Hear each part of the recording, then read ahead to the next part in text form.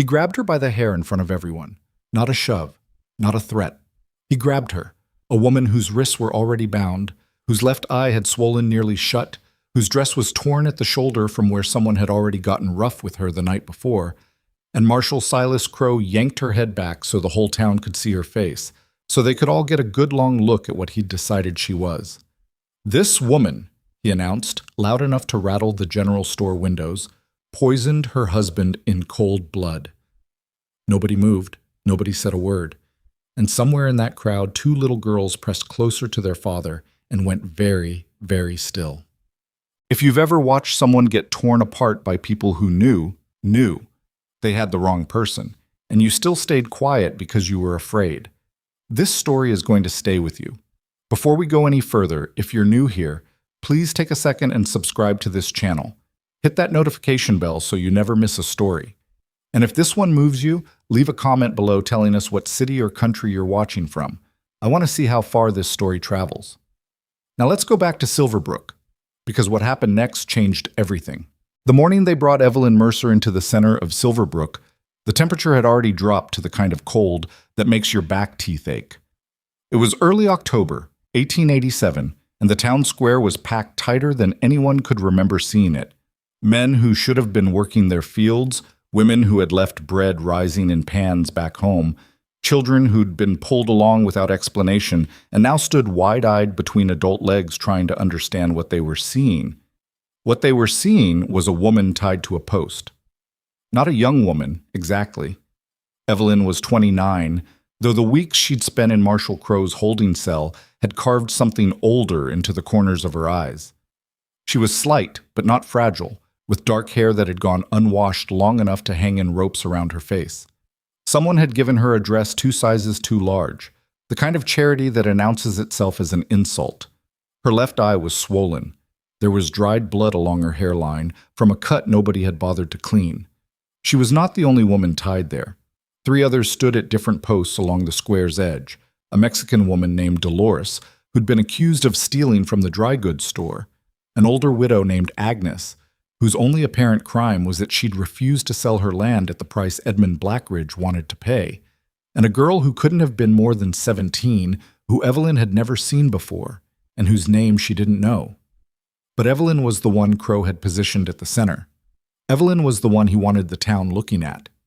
He walked the length of the square like a man who had rehearsed it. Silas Crow was not a tall man, but he'd learned early in life that authority lives in the way a man takes up space, and he had perfected it.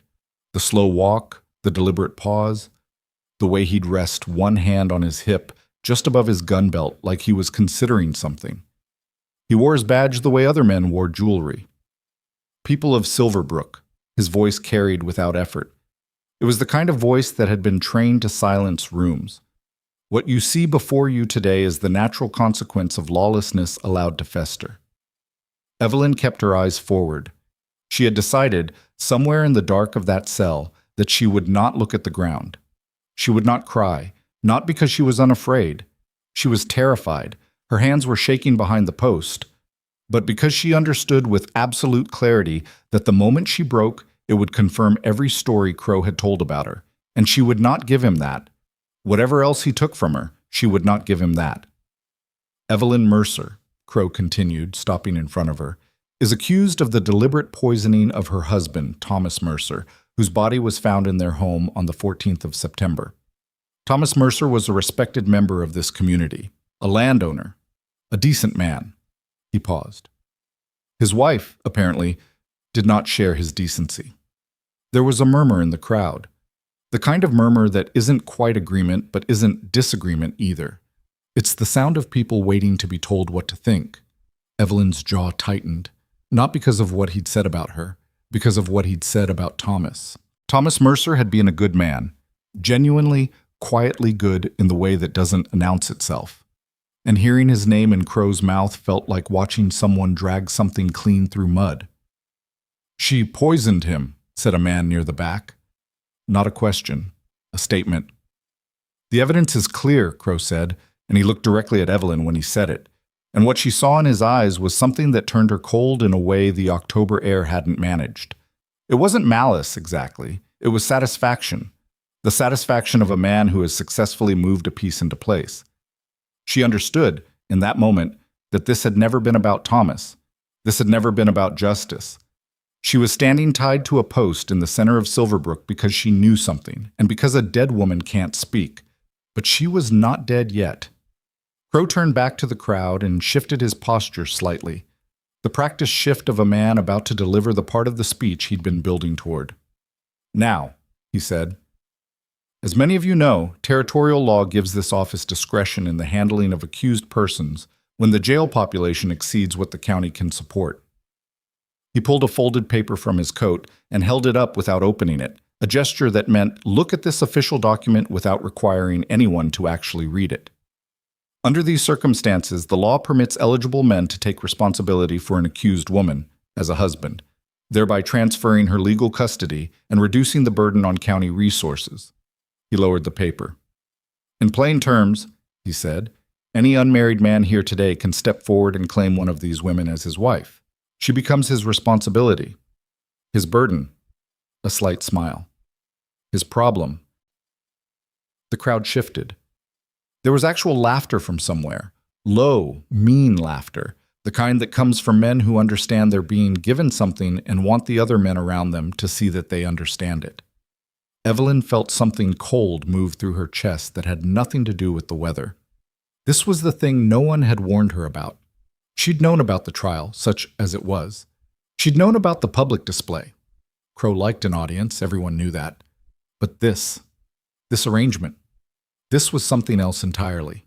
She looked at the other women. Agnes had her chin up, but her eyes were wet. Dolores was staring at the ground. The young girl was trembling.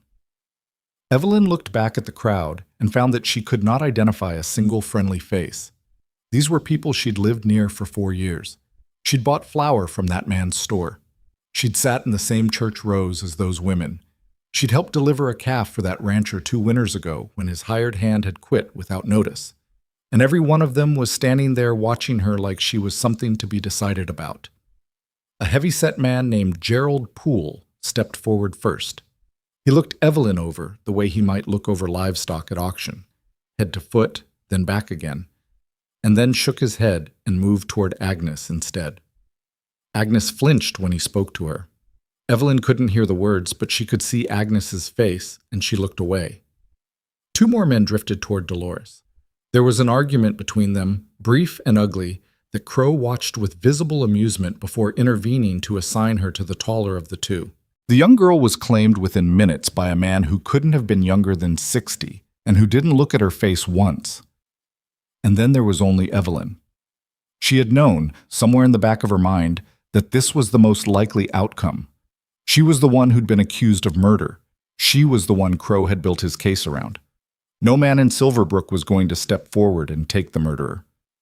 It was almost funny, in the way that things become funny when the alternative is screaming. Crow walked back toward her slowly. "Seems you're not a popular choice," he said, quietly enough that only she could hear. "Can't say I'm surprised." He tilted his head. "Don't worry, I'll figure out what to do with you." The way he said "figure out" made her skin crawl. "Get your hands off my daughter," Crow had once said to a deputy who tried to help Evelyn stand after her knees gave out during questioning. She had not understood the significance of that at the time. She was beginning to understand it now. She was about to say something. She hadn't planned what, just something, because silence felt like surrender. When she heard it, a voice. Child's voice. 2 of them, actually, overlapping, coming from somewhere in the crowd. Papa, look. That's her." And then a different voice, lower, adult, male. The sound of someone stepping forward through a crowd that doesn't expect to be moved through. "I'll take her." The square went quiet in a way that was different from the quiet that had come before.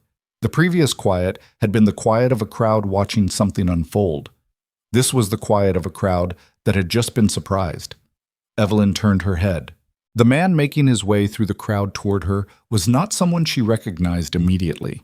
He was tall and broad through the shoulders, with the particular posture of someone who has spent years working outdoors, not stiff exactly, but settled, like a man comfortable in his own body. He was maybe 35, maybe older. He had a short beard that needed tending. He was dressed in working clothes, not Sunday clothes, which meant he'd come here from work rather than in anticipation of this event. He had two little girls with him, one on each side, each of them clinging to one of his hands, and they were both pulling him forward, which is what you do when you're 6 years old and you've just recognized someone you didn't expect to see. Crow stepped into his path. "Rowan Ashford," Crow said. It wasn't a greeting. It was the way you say a name when you want to remind someone that you know who they are. "Marshall?" Rowan Ashford didn't slow down. He stopped when he reached Crow because Crow was physically blocking him, not because he'd chosen to. "Step aside." "You understand what you're doing here?" "I understand what you're doing here," Rowan said. "Step aside." There was a long moment where Crow didn't move, and the crowd held its breath, and Evelyn watched the two men look at each other, and she tried to understand what she was seeing. She couldn't. She had no framework for it. Men didn't do this. Men didn't step forward for women they didn't know in situations that would cost them the respect of everyone watching, unless they had a reason. Crow stepped aside. Rowan Ashford walked the rest of the way to the post where Evelyn was tied. He stopped in front of her, and she saw his face clearly for the first time. And what she noticed first was not his expression, but the two girls beside him, who were both staring up at her with their mouths slightly open and their eyes very wide, with the particular intensity of children who have seen something that matches something they've been carrying around inside them for a long time. The girl on his left, they were identical, she realized, identical twins, raised one small hand and pointed at Evelyn's face. "She had a red blanket," the girl said. "Remember? She had a red blanket and she sang to us." Her sister nodded. "She stayed all night. Papa, she stayed all night with us when we were cold." Rowan Ashford looked at his daughters for a moment. Then he looked at Evelyn. Evelyn looked back at him, and she felt something shift inside her chest. Not warmth, not yet, but something like the pressure change before weather moves in, like the atmosphere rearranging itself. "I don't," she started. "You don't have to explain anything right now," he said. His voice was even, and she could tell he was working to keep it that way. "We can talk later. Right now I just need you to say yes." "You don't know me," she said. "No," he agreed. "I don't. I didn't kill my husband." "I know," he said. "You can't know that." "My daughters don't lie," he said, simply. "And they'd have to be lying about who saved their lives for me to believe you're the kind of person who kills someone in their sleep." Evelyn stared at him. Behind him, she could feel the weight of the crowd, the murmuring that had picked up again, the edge of something that might be amusement or might be anger. She couldn't tell which. She could see Crow at the edge of her vision, standing very still in the way a man stands still when he's deciding his next move. "This is a terrible idea," she said. Something moved across Rowan Ashford's face. Not quite a smile, but something in the neighborhood of one. "Probably," he said. "You saying yes or not?" She looked at his daughters. They looked back at her. The one on the left still had her hand half raised, still pointing, the gesture forgotten in the intensity of whatever she was feeling. Evelyn didn't know what the girls were remembering. She had fragments of that winter inside her. Most of her memory from the months surrounding Thomas's death had come apart in ways she couldn't explain, like a quilt pulled loose at the corners. But she didn't have the peace they were describing. A red blanket, a night in the snow, girls who'd been cold. She should have said no. She knew she should have said no. This man had daughters to protect and a life to protect, and she was a woman with a murder charge and a powerful enemy and nothing to offer anyone. "Yes," she said. The crowd erupted. Not in approval. Some of them were genuinely angry. She could see it, 2 or 3 men near the front who looked like they wanted to say something. One woman who turned away with her arms crossed and her mouth set. The laughter that had been there before was gone. In its place was something harder. Rowan Ashford turned to face the crowd with his daughters still on either side of him, and he let them look, and he didn't flinch. That was the thing she noticed most. He didn't look defiant, exactly. He didn't perform it the way Crow performed everything. He just stood there and let the crowd's judgment wash over him and didn't move. Crow approached with the deputy who produced the paperwork that needed to be signed. Rowan signed it without reading it, which was either very confident or very foolish, and Evelyn suspected he knew that too. When they cut the rope from her wrists, the relief was so physical it nearly buckled her knees. She locked them and stayed upright through willpower alone, because she would not fall down in front of these people, not today, not in front of Silas Crow. The deputy handed her back a small bag of belongings, a comb, a folded photograph, a book that had been Thomas's. They'd kept the blanket. She didn't ask for it back. Rowan Ashford offered her his arm the way a man offers an arm to a woman he's known his whole life, casual and matter-of-fact, and she took it because her hands were still shaking from being bound, and she needed something to hold on to. His daughters walked alongside them as they moved through the crowd. People parted without warmth, without welcome. They moved because there was no other choice. But they watched and they whispered, and one man said something low and mean that Evelyn didn't catch, but Rowan clearly did, because she felt his arm tighten slightly under her hand. He didn't respond. He kept walking. The girl on her left, she would learn later that her name was Clara, reached up without announcement and took Evelyn's free hand. Not tentatively, firmly, the way children hold on to things they've decided they're keeping. Evelyn looked down at her. Clara looked up and said, with the absolute confidence of a 6-year-old who has made a decision, "You don't have to be scared anymore. Papa doesn't let anything bad happen." Evelyn didn't say anything. She couldn't. Her throat had done something complicated that made words impossible. They walked to a wagon at the edge of the square. Rowan helped Evelyn up into the seat with the same matter-of-fact steadiness he'd shown throughout. No fuss, no ceremony, just a hand at her elbow, and then he stepped back to help the girls up onto the back bench. As the wagon pulled away from Silverbrook, Evelyn sat straight-backed with her hands folded in her lap and looked at the road ahead, and she did not let herself think too far forward. Forward was too dangerous. Forward had Crow in it, and whatever had killed Thomas, and the things she half remembered about what Thomas had discovered before he died. She only let herself think about the next hour. The road, the cold morning air, the weight of Clara's hand, still warm in the memory of her palm. Behind them, Silas Crow stood in the center of the square watching the wagon go, and the expression on his face was not the expression of a man who had been defeated. It was the expression of a man recalculating. The ride to Rowan Ashford's ranch took 40 minutes, and almost none of it was spent in silence. That was the girls' doing. Specifically, it was Lily's doing. Clara was the one who'd taken Evelyn's hand in the square, but Lily was the talker, and she started approximately 3 minutes after the wagon cleared the edge of town and apparently did not require pauses for breath. "Our horse is named Biscuit because Clara named him, and Clara was 4 and thought that was a good name for a horse, which it isn't, but Papa said we couldn't change it because Biscuit already knew his name, and it would confuse him, but I think Papa just didn't want to hurt Clara's feelings." "I like that name," Clara said from somewhere behind Evelyn's left shoulder. "You like it because you picked it. That's a good reason to like something." "Papa, tell her that's not a good reason." "Lily." Rowan's voice was the voice of a man who had been refereeing this particular argument for some time and had made peace with the fact that it would never end. "Give Miss Mercer some quiet." A pause. Brief. "Are you really going to live with us?" Lily asked. Evelyn opened her mouth, closed it, and looked at the road ahead. "I don't know yet," she said. "Papa said you are." Papa made a decision very quickly. Papa always makes decisions quickly. He says thinking too long about something is just another way of being scared of it. Evelyn glanced sideways at Rowan.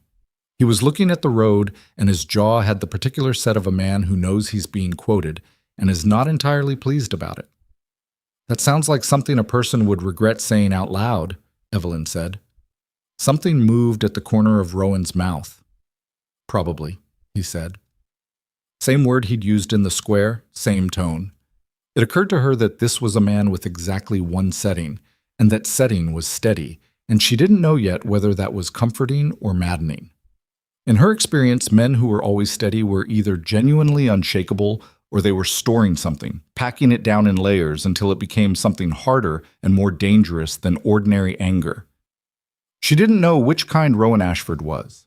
She didn't know anything about him, except that he'd just signed his name to a piece of paper that made him legally responsible for a woman accused of murder, in front of every person in Silverbrook who would remember it. She turned back to the road and tried not to think about what Crow's face had looked like when the wagon pulled away. The ranch came into view around a long curve in the road. She saw the fence line first, then the house, a two-story structure that was larger than she'd expected but clearly built in stages, the way things get built when a man adds on as money allows, rather than planning it all at once. There was a barn set back from the house, a water trough near the fence, a paddock where 3 horses stood in the morning cold, looking thoroughly unimpressed with everything. One of them, a brown and white paint horse of indeterminate age, lifted his head as the wagon approached. "That's Biscuit," Claire announced. "I know," Lily said. "She can probably figure that out herself." "I'm just saying." Rowan brought the wagon to a stop near the house and climbed down first, then helped the girls, then came around to Evelyn's side. She was already half off the bench by the time he reached her, because she was not going to spend the next however long this lasted being helped down from wagons like an invalid, but her legs were less reliable than she'd expected. The cold and the rope and the weeks in the cell had taken more out of her than she'd let herself acknowledge, and she miscalculated the step and would have gone down hard if his hand hadn't caught her elbow. Neither of them mentioned it. "There's a room upstairs," he said, leading her toward the door. "Was my wife's sewing room. It's got a bed in it. We put one in when her sister used to visit. It's yours for as long as you need it." "Thank you," she said, which felt entirely inadequate and also entirely true. The inside of the house was not what she'd expected, though she couldn't have said exactly what she had expected. It was lived in, genuinely lived in, with the particular chaos of a home that belongs to children. A small boot sitting alone near the door without its pair. A drawing of a horse tacked crookedly to the wall at a height that indicated a child had done the tacking. A collection of smooth stones lined up along the windowsill with the careful intentionality of a 6-year-old who has decided these particular stones matter. It was not dirty, it was not neglected, but it had the feeling of a place that had lost its organizing principle at some point and had been trying to reorient itself ever since. She knew that feeling. She had been living inside it for weeks. The room upstairs was small and held a narrow bed, a washstand, and a window that looked out over the paddock.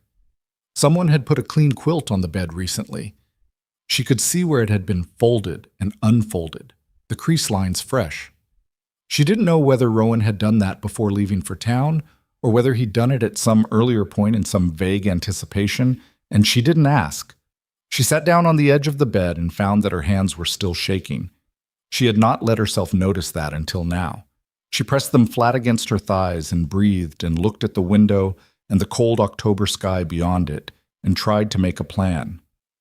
Planning was the thing that had gotten her through the cell. Planning for the next hour, the next day, never further.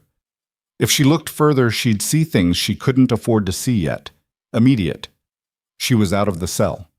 She was not dead.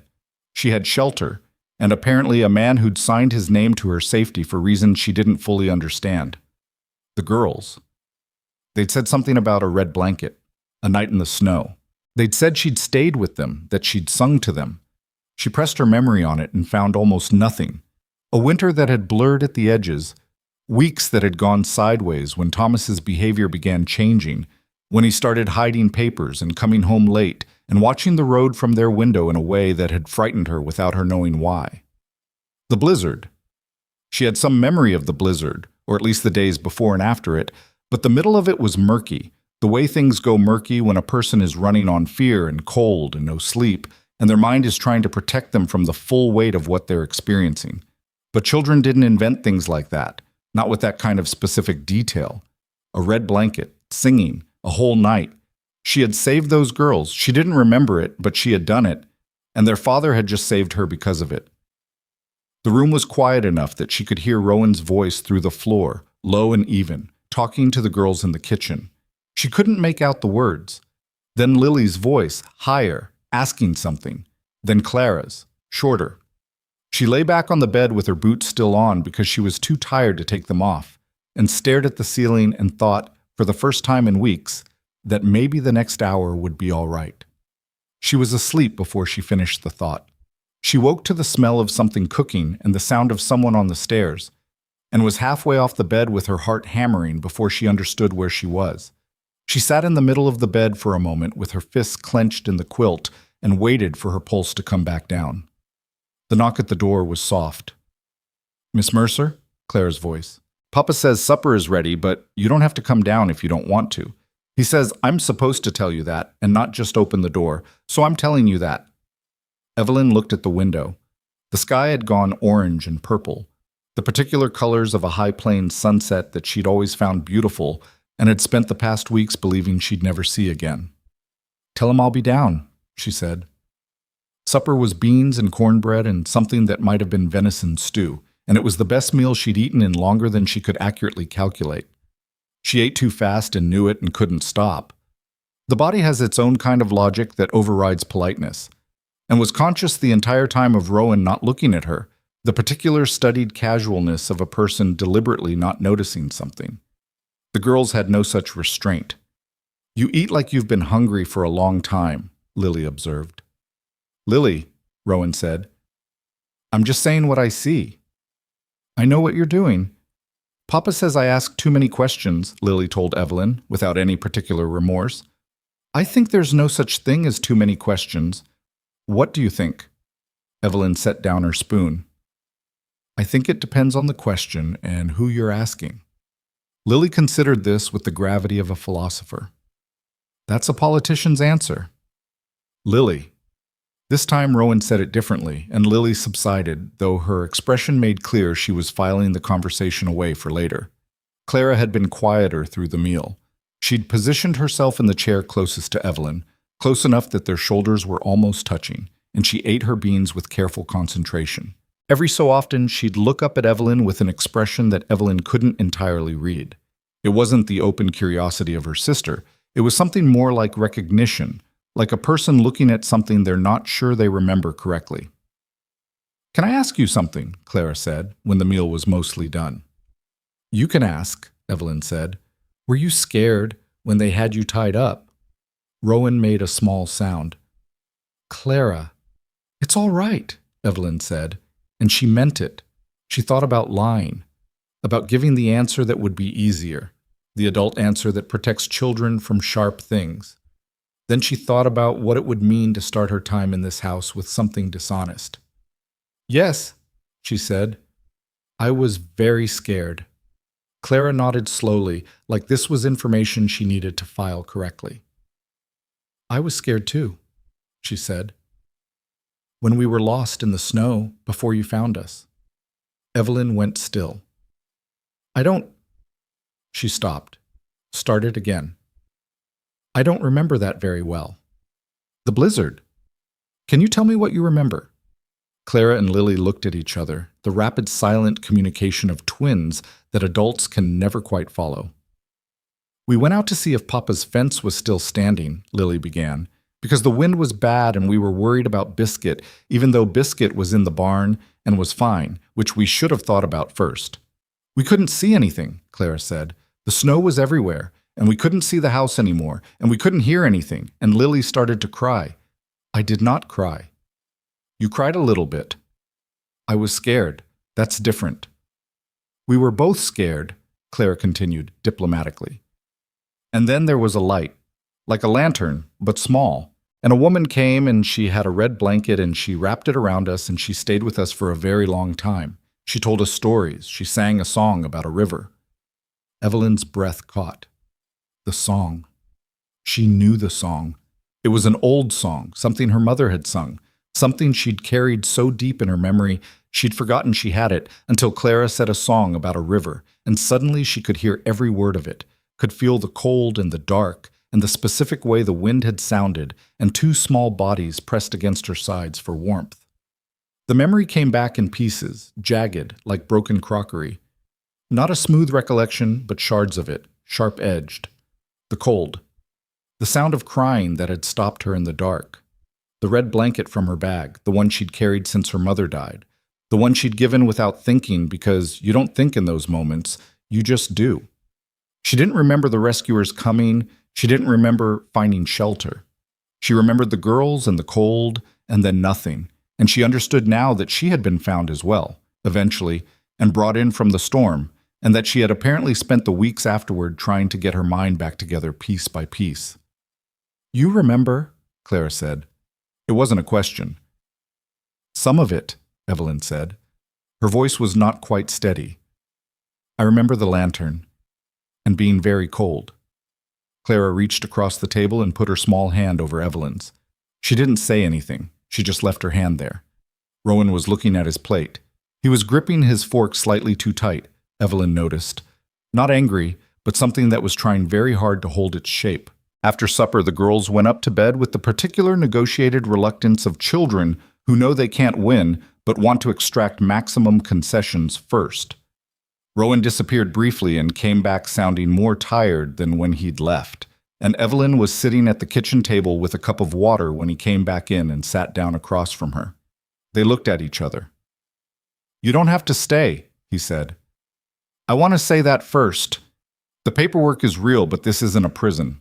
If you want to leave, you can leave." "Where would I go?" "I don't know. That's not my problem to solve for you. I'm just saying the door isn't locked." She studied him. In the evening light, with the day's tension draining out of him, he looked younger than she'd thought and also more tired. There was something around his eyes that came from waking up too early. Too many mornings in a row.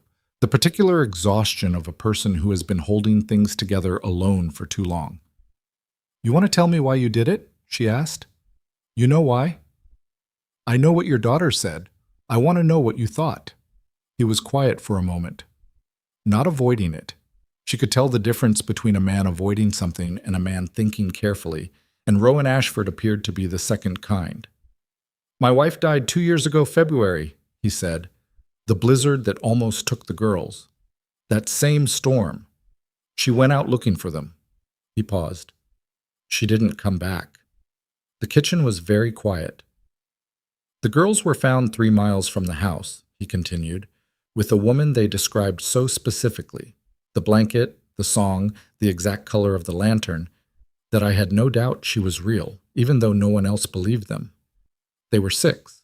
People said they'd imagined it, or invented it to explain how they survived." He set his fork down on the table, though there was nothing on it. "I never believed that. I've been looking for her for 2 years. Evelyn looked at him. "You've been looking for me for 2 years, she said. "Not like that," he said, with a flatness that made clear he'd anticipated the misunderstanding. I didn't know who you were. I just knew you existed. I needed to know the girls had someone with them, that they weren't alone. I needed to know it was a person and not just luck." He stopped, rubbed the side of his face. "That probably sounds strange." "It sounds like grief," she said. He looked at her. "It sounds like a man who lost his wife and needed to know that someone had been there for his daughters when he couldn't be," she said. "That doesn't sound strange. That sounds like a man who was trying to not fall apart." He didn't respond to that. After a moment, he said, "I recognize the description. When Crow had you up there, Clara pulled on my hand and said, 'That's her,' and I looked at you and I—" He stopped, started again. "You had the same... There was something about the way you were standing. Clara said it was you. Lily said it was you. My daughters are not liars. You said that before." "It's true, both times I say it." She looked down at her water. "I'm accused of killing my husband, Mr. Ashford." "Rowan," he said. "Rowan." The name felt strange in her mouth, too familiar for a man she'd met this morning, but then again, this morning had been the kind of morning that accelerates things.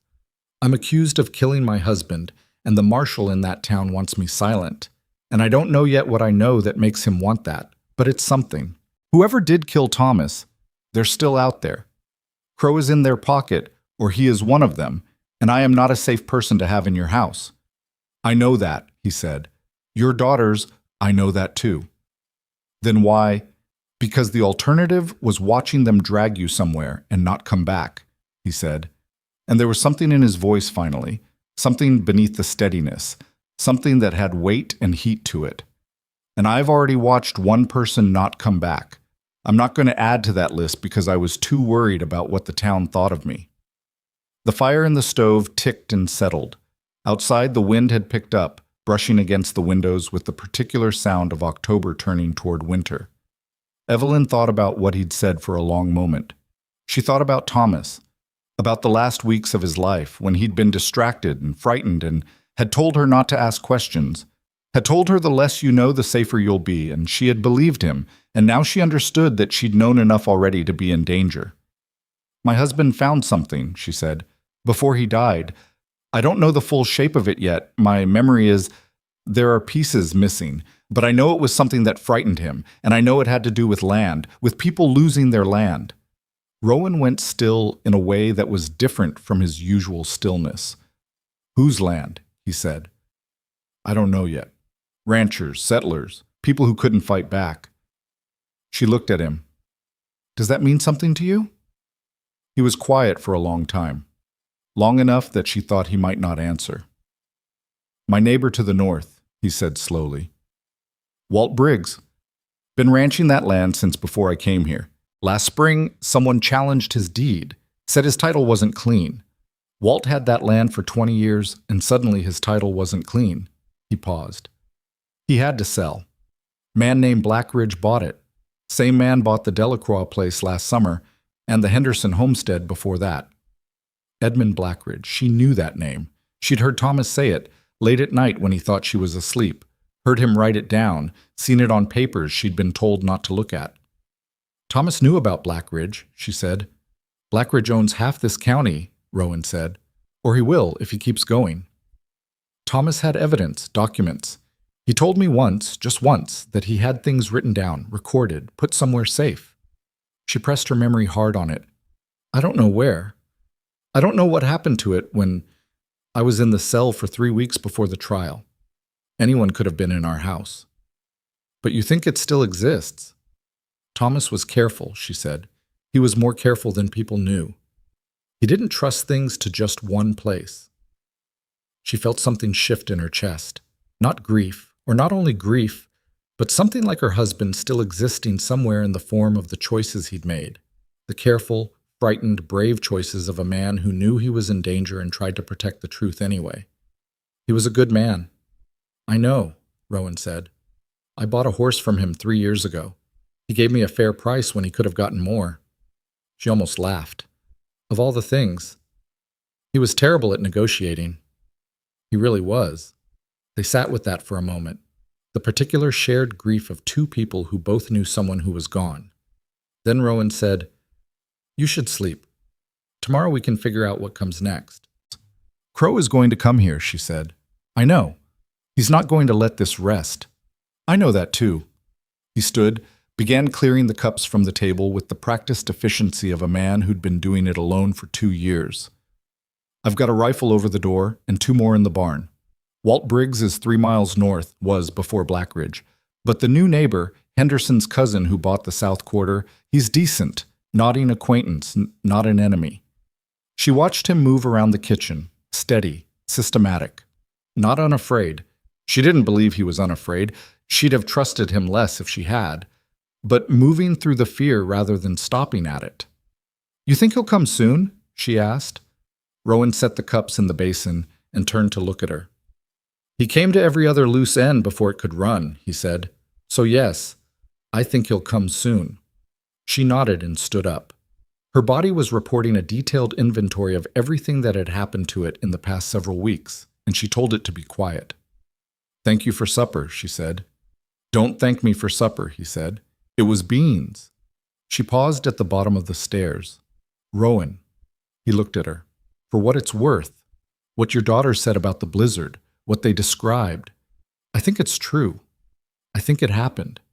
He was quiet for a moment. "I know it happened," he said. "I've always known." She went upstairs and sat on the edge of the narrow bed and unlaced her boots this time, her fingers working the knots slowly, and she looked at the window and the dark sky and the faint dusting of stars coming out through the cloud break. Somewhere in this territory was the evidence Thomas had hidden. Somewhere in this territory was the truth of what had happened to him, and who had done it, and why Crow was so desperate to keep her silent.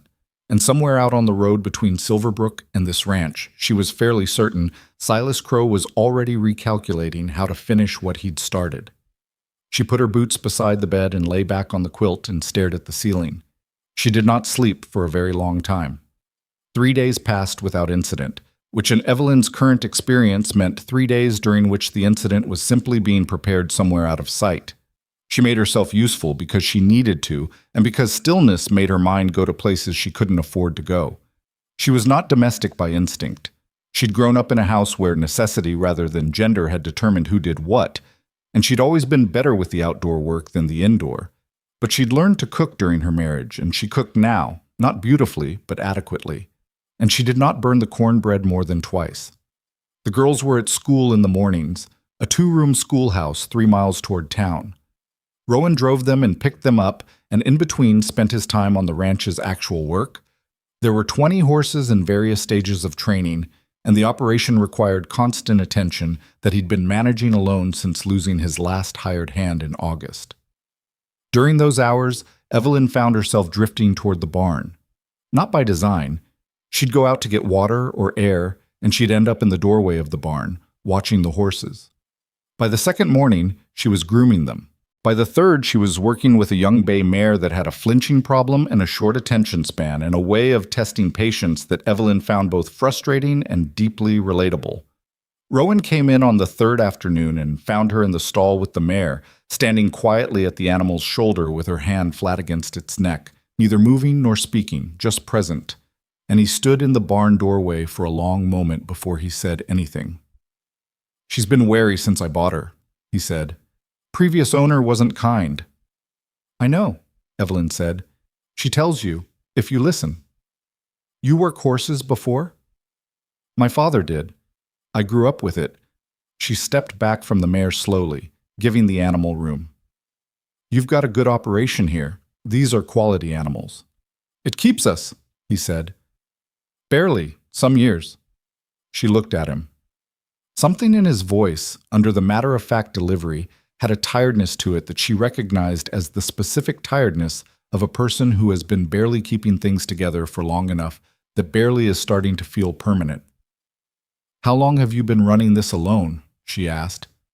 "Since February," he said. 2 years ago, since his wife. Before that, Margaret handled half of it. She was better with the books than me. He paused. "I'm not good with the books." "I'm good with books," she said. They looked at each other. "I'm not asking you for anything," he said quickly. "That's not... I want to be clear about that. You don't owe me anything for what happened in town." "I know that," she said. "I'm saying I'm good with numbers, and I'm going to go quietly out of my mind if I don't have something to do." She held his gaze. "Let me look at your books." He hesitated for exactly long enough to tell her he wasn't the kind of man who accepted help easily, and then he said, "All right." She was halfway through his ledgers that evening when Clara appeared at her elbow. "Papa's worried about you," Clara said, with the directness of someone who hasn't learned yet that adults prefer to pretend their feelings aren't visible. "Is he?" Evelyn said, without looking up. "He checks the window a lot." "That's not worry about me, sweetheart. That's worry about who might come up the road." Clara was quiet for a moment. Then, "Are bad people going to come here because of you?" Evelyn set down her pen and looked at the girl. Clara's face was very serious, the way children's faces go when they're asking something they've been turning over for a while. "Possibly," Evelyn said, because she would not lie to this child. "The man who had me tied up in town is not a good man, and he's not going to be happy that your father brought me here." "What will he do?" "I don't know exactly, but your father knows he might come, and your father is paying attention." She held Clara's gaze. "Are you frightened?" "A little," Clara admitted. "That's all right," Evelyn said. "Being frightened doesn't mean you're not safe. Your father is careful, and he's paying attention, and that counts for a great deal." Clara seemed to turn this over. Then, satisfied, she leaned her head against Evelyn's arm with the casual ease of a child who has already made a decision about this particular adult, and looked at the ledger. "What's wrong with the numbers?" she asked. "Several things," Evelyn said, "but nothing that can't be fixed." It was later, much later, the girls in bed and Rowan checking the horses for the night, and Evelyn sitting alone with the ledger and the lamp. that she heard the sound of a horse on the road. She was at the window before she'd consciously decided to move. One rider, moving fast, not attempting to be quiet, which meant either they weren't hiding or they wanted to be heard coming. She watched the lantern light catch on the rider's coat and then on the badge pinned to it, and her stomach dropped. But it was not Crow. It was one of his deputies, a young man named Aldous Cole, who had, in Evelyn's limited experience of him, the look of someone who had taken a job without understanding what the job would require. He pulled up at the fence and looked at the house, and Evelyn could see even from the window that his hands on the reins were not steady. Rowan came around from the barn at the sound of the horse, and she heard them talking, too low to make out. And then the deputy was riding away, fast as he'd come, and Rowan came inside with his hat still on and his jaw set in a way she hadn't seen before. "Crow is coming tomorrow," he said. She'd known it. She'd known it for 3 days. But hearing it said out loud still landed like a fist. "The deputy told you?" she said. "Cole, he's—" Rowan paused.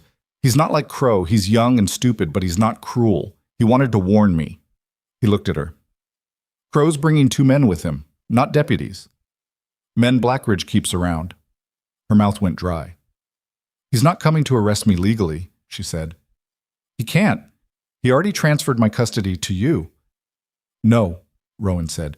"He's not coming to arrest you." The fire ticked and popped. The wind pressed against the windows. "He's coming to make sure the problem goes away," she said. Rowan took off his hat and held it at his side and looked at her, and what she saw in his face was not fear. It was the specific, sober expression of a man who has calculated the odds and made his decision already and is now just waiting for tomorrow to arrive. "You should know," he said, "that I meant what I said the first night. The door isn't locked. You can leave." "And go where?" "Anywhere that isn't here when Crow arrives."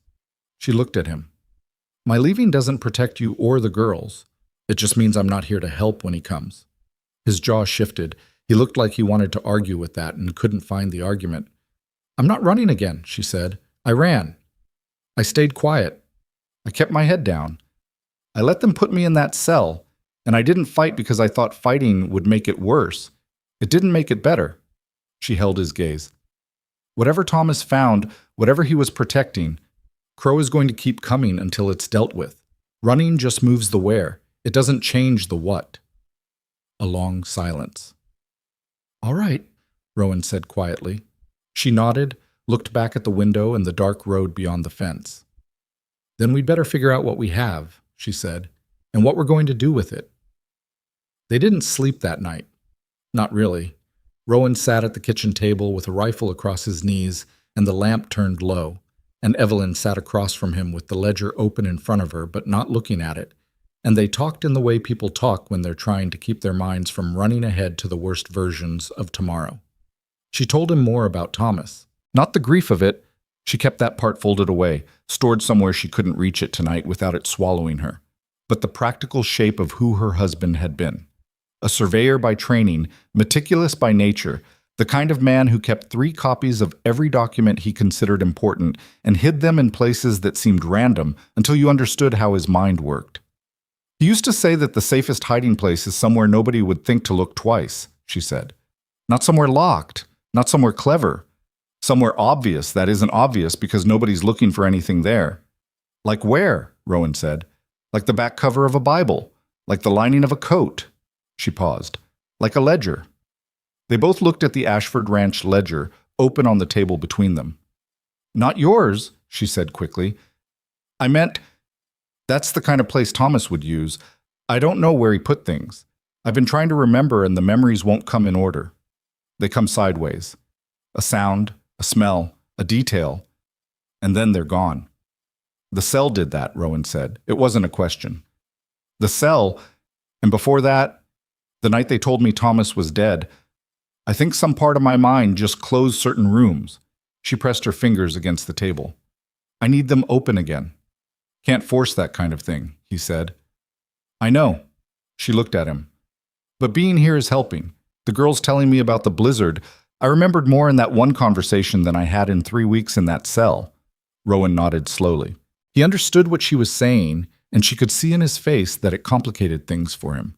The idea that being here was helping her, that she needed to stay, set against the reality of what was coming in the morning. "The girls go to the Hendersons tomorrow," he said. "First light, neighbor to the south. Decent man, his wife is good with them. They won't be here when Crow comes. They'll know something is wrong. They already know something is wrong. They're 6, not stupid." He set his jaw, "but they don't need to see it." She didn't argue with that. The fire burned low and they let it, and around 2 in the morning Rowan said she should try to sleep, and she said the same to him, and neither of them did. When the sky began going pale gray at the east edge, they both stood up at the same time, and there was something faintly absurd about that. The simultaneity of it, like they'd been given the same signal. And Evelyn almost said something, almost made a comment that would have been close to a joke, and then didn't, because the morning was already pressing in too hard. Rowan woke the girls. She heard him upstairs, heard the low murmur of his voice and Lily's immediate protest, and Clara's quieter questions. She put the kettle on and sliced the last of the bread from the night before and didn't let herself think past the next few hours. The girls came downstairs with their hair still uncombed, Clara carrying a small cloth bag she packed herself, Lily indignant in the particular way of a child who knows she's being managed and resents it. "Why do we have to go to the Hendersons?" Lily demanded, dropping into her chair with theatrical dissatisfaction. "Because I said," Rowan said. "That's not a reason. It's the reason I'm giving." Lily looked at Evelyn. "Do you know why?" Evelyn met her gaze. "Yes." "Is it because of the bad man from town?" Rowan made a sound, but Evelyn said, "Yes. The man from town is coming today, and your father wants you somewhere safe while he deals with it." Lily took this in, chewed her bread, looked at her father. "Are you going to be safe?" "Yes," Rowan said. "You always say yes to that, even when it's not certain." "Then I'll say this instead. I'm going to do my best, and that's the only honest answer anybody can give." Lily considered this for a moment with that philosopher's gravity of hers. Then she picked up her bread again. "All right," she said, in the tone of someone granting permission. Clara had not said anything.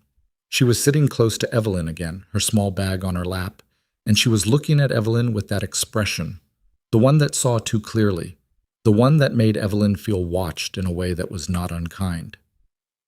"Will you be here when we come back?" Clara asked. The question was clean and direct, and it landed in the center of Evelyn's chest like something thrown with precision. "That's the plan," she said, which was true. Clara nodded, reached over and briefly, firmly squeezed Evelyn's hand. Then she ate her breakfast. Rowan drove them to the Hendersons himself and was back within the hour, and while he was gone, Evelyn went through the barn slowly, not because she had a task there, but because she needed to move and think at the same time. She'd slept with enough fear in the past weeks that fear itself had stopped being paralyzing. It had become something more like a companion she couldn't get rid of, familiar and unwanted, present in the background of everything. But there was something underneath the fear today. Underneath it, and also alongside it, running in a different register. She was angry. She had been angry for weeks, but she hadn't let herself feel the full weight of it, because anger in a cell is just suffering. It has nowhere to go. But out here, with space around her and a morning to get through and Crow coming up the road sometime after noon, the anger had room to breathe, and she found it was larger than she'd understood. They had killed Thomas. They had taken her life apart piece by piece. Her husband, her home, her freedom, her name. They had tied her to a post in front of people she'd known for 4 years and let those people look at her like she was something that had washed up and needed to be disposed of. And then they had been genuinely surprised that she'd found a way to survive it. She was still here. She was still standing. Whatever Crow was coming with today, she was going to be standing at the end of it too. She was checking the latch on the paddock fence when she heard the second horse on the road, not coming fast, not coming with the aggression of Aldous Cole's warning visit last night, coming steadily. One rider. She watched from beside the fence post as the rider came into view, and then stopped watching because the rider was not anyone she'd expected. He was younger than Thomas had been, but the resemblance was there in the jaw and the set of the shoulders, and even from 30 yards she could see it, and her mind went blank for a moment in the particular stunned silence of encountering something you'd told yourself wasn't possible. The rider pulled up at the fence, looked at her. Evie, he said. She hadn't been called that in 4 years. She hadn't been called that since the last time she'd seen her brother. Nathan, she said. Her voice came out smaller than she'd intended. Nathan Mercer climbed down from his horse looking like he hadn't slept in several days, which, she would learn, was because he hadn't. He was 25 and worked as a reporter for a paper out of Denver, which meant he dressed slightly too well for the frontier and slightly too practically for a city, an in-between quality that had always driven their mother to distraction. He came through the gate and stopped in front of her and looked at her face. The eye, which had gone from swollen shut to a yellowish bruise, the cut along her hairline, the general condition of someone who had been through a sustained assault on both their body and their dignity. And his jaw got very tight. "I got here as fast as I could," he said. "When I heard what Crow was doing with the trial, Evie, I've been—" "How did you know where I was?" she asked. "Followed the wagon from town. I wasn't going to ride in until I understood what I was riding into." He was still studying her face. "You're all right?" "I'm standing," she said. Same answer she'd given herself in the barn. "Come inside. We need to talk and we don't have much time." Rowan came back from the Hendersons to find a strange horse at his fence and a stranger at his kitchen table. And he handled this with the particular equanimity of a man for whom the past 4 days had recalibrated what counted as surprising. "Rowan Ashford," Evelyn said. "This is my brother Nathan Mercer. Nathan, this is the man who got me out of Silverbrook." The two men looked at each other across the kitchen with the assessing quality of men meeting under pressure, sizing each other up not out of competition but out of necessity, trying to determine how much could be trusted. "Reporter?" Rowan said, looking at Nathan's coat. "Yes," Nathan said. "Denver?" "Rocky Mountain Courier." Nathan pulled out a chair without being invited and sat down, which told Evelyn he was operating on no sleep and raw nerve at this point. "And before you say what I think you're about to say, I'm not here for a story. I'm here because Thomas sent me a letter." Everything in the room went still. "When?" Evelyn said. "Posted 3 days before he died." Nathan reached into the interior pocket of his coat and produced an envelope, badly creased from travel. "I didn't get it until 2 weeks after. I was in Wyoming covering a mining dispute. The paper forwarded it.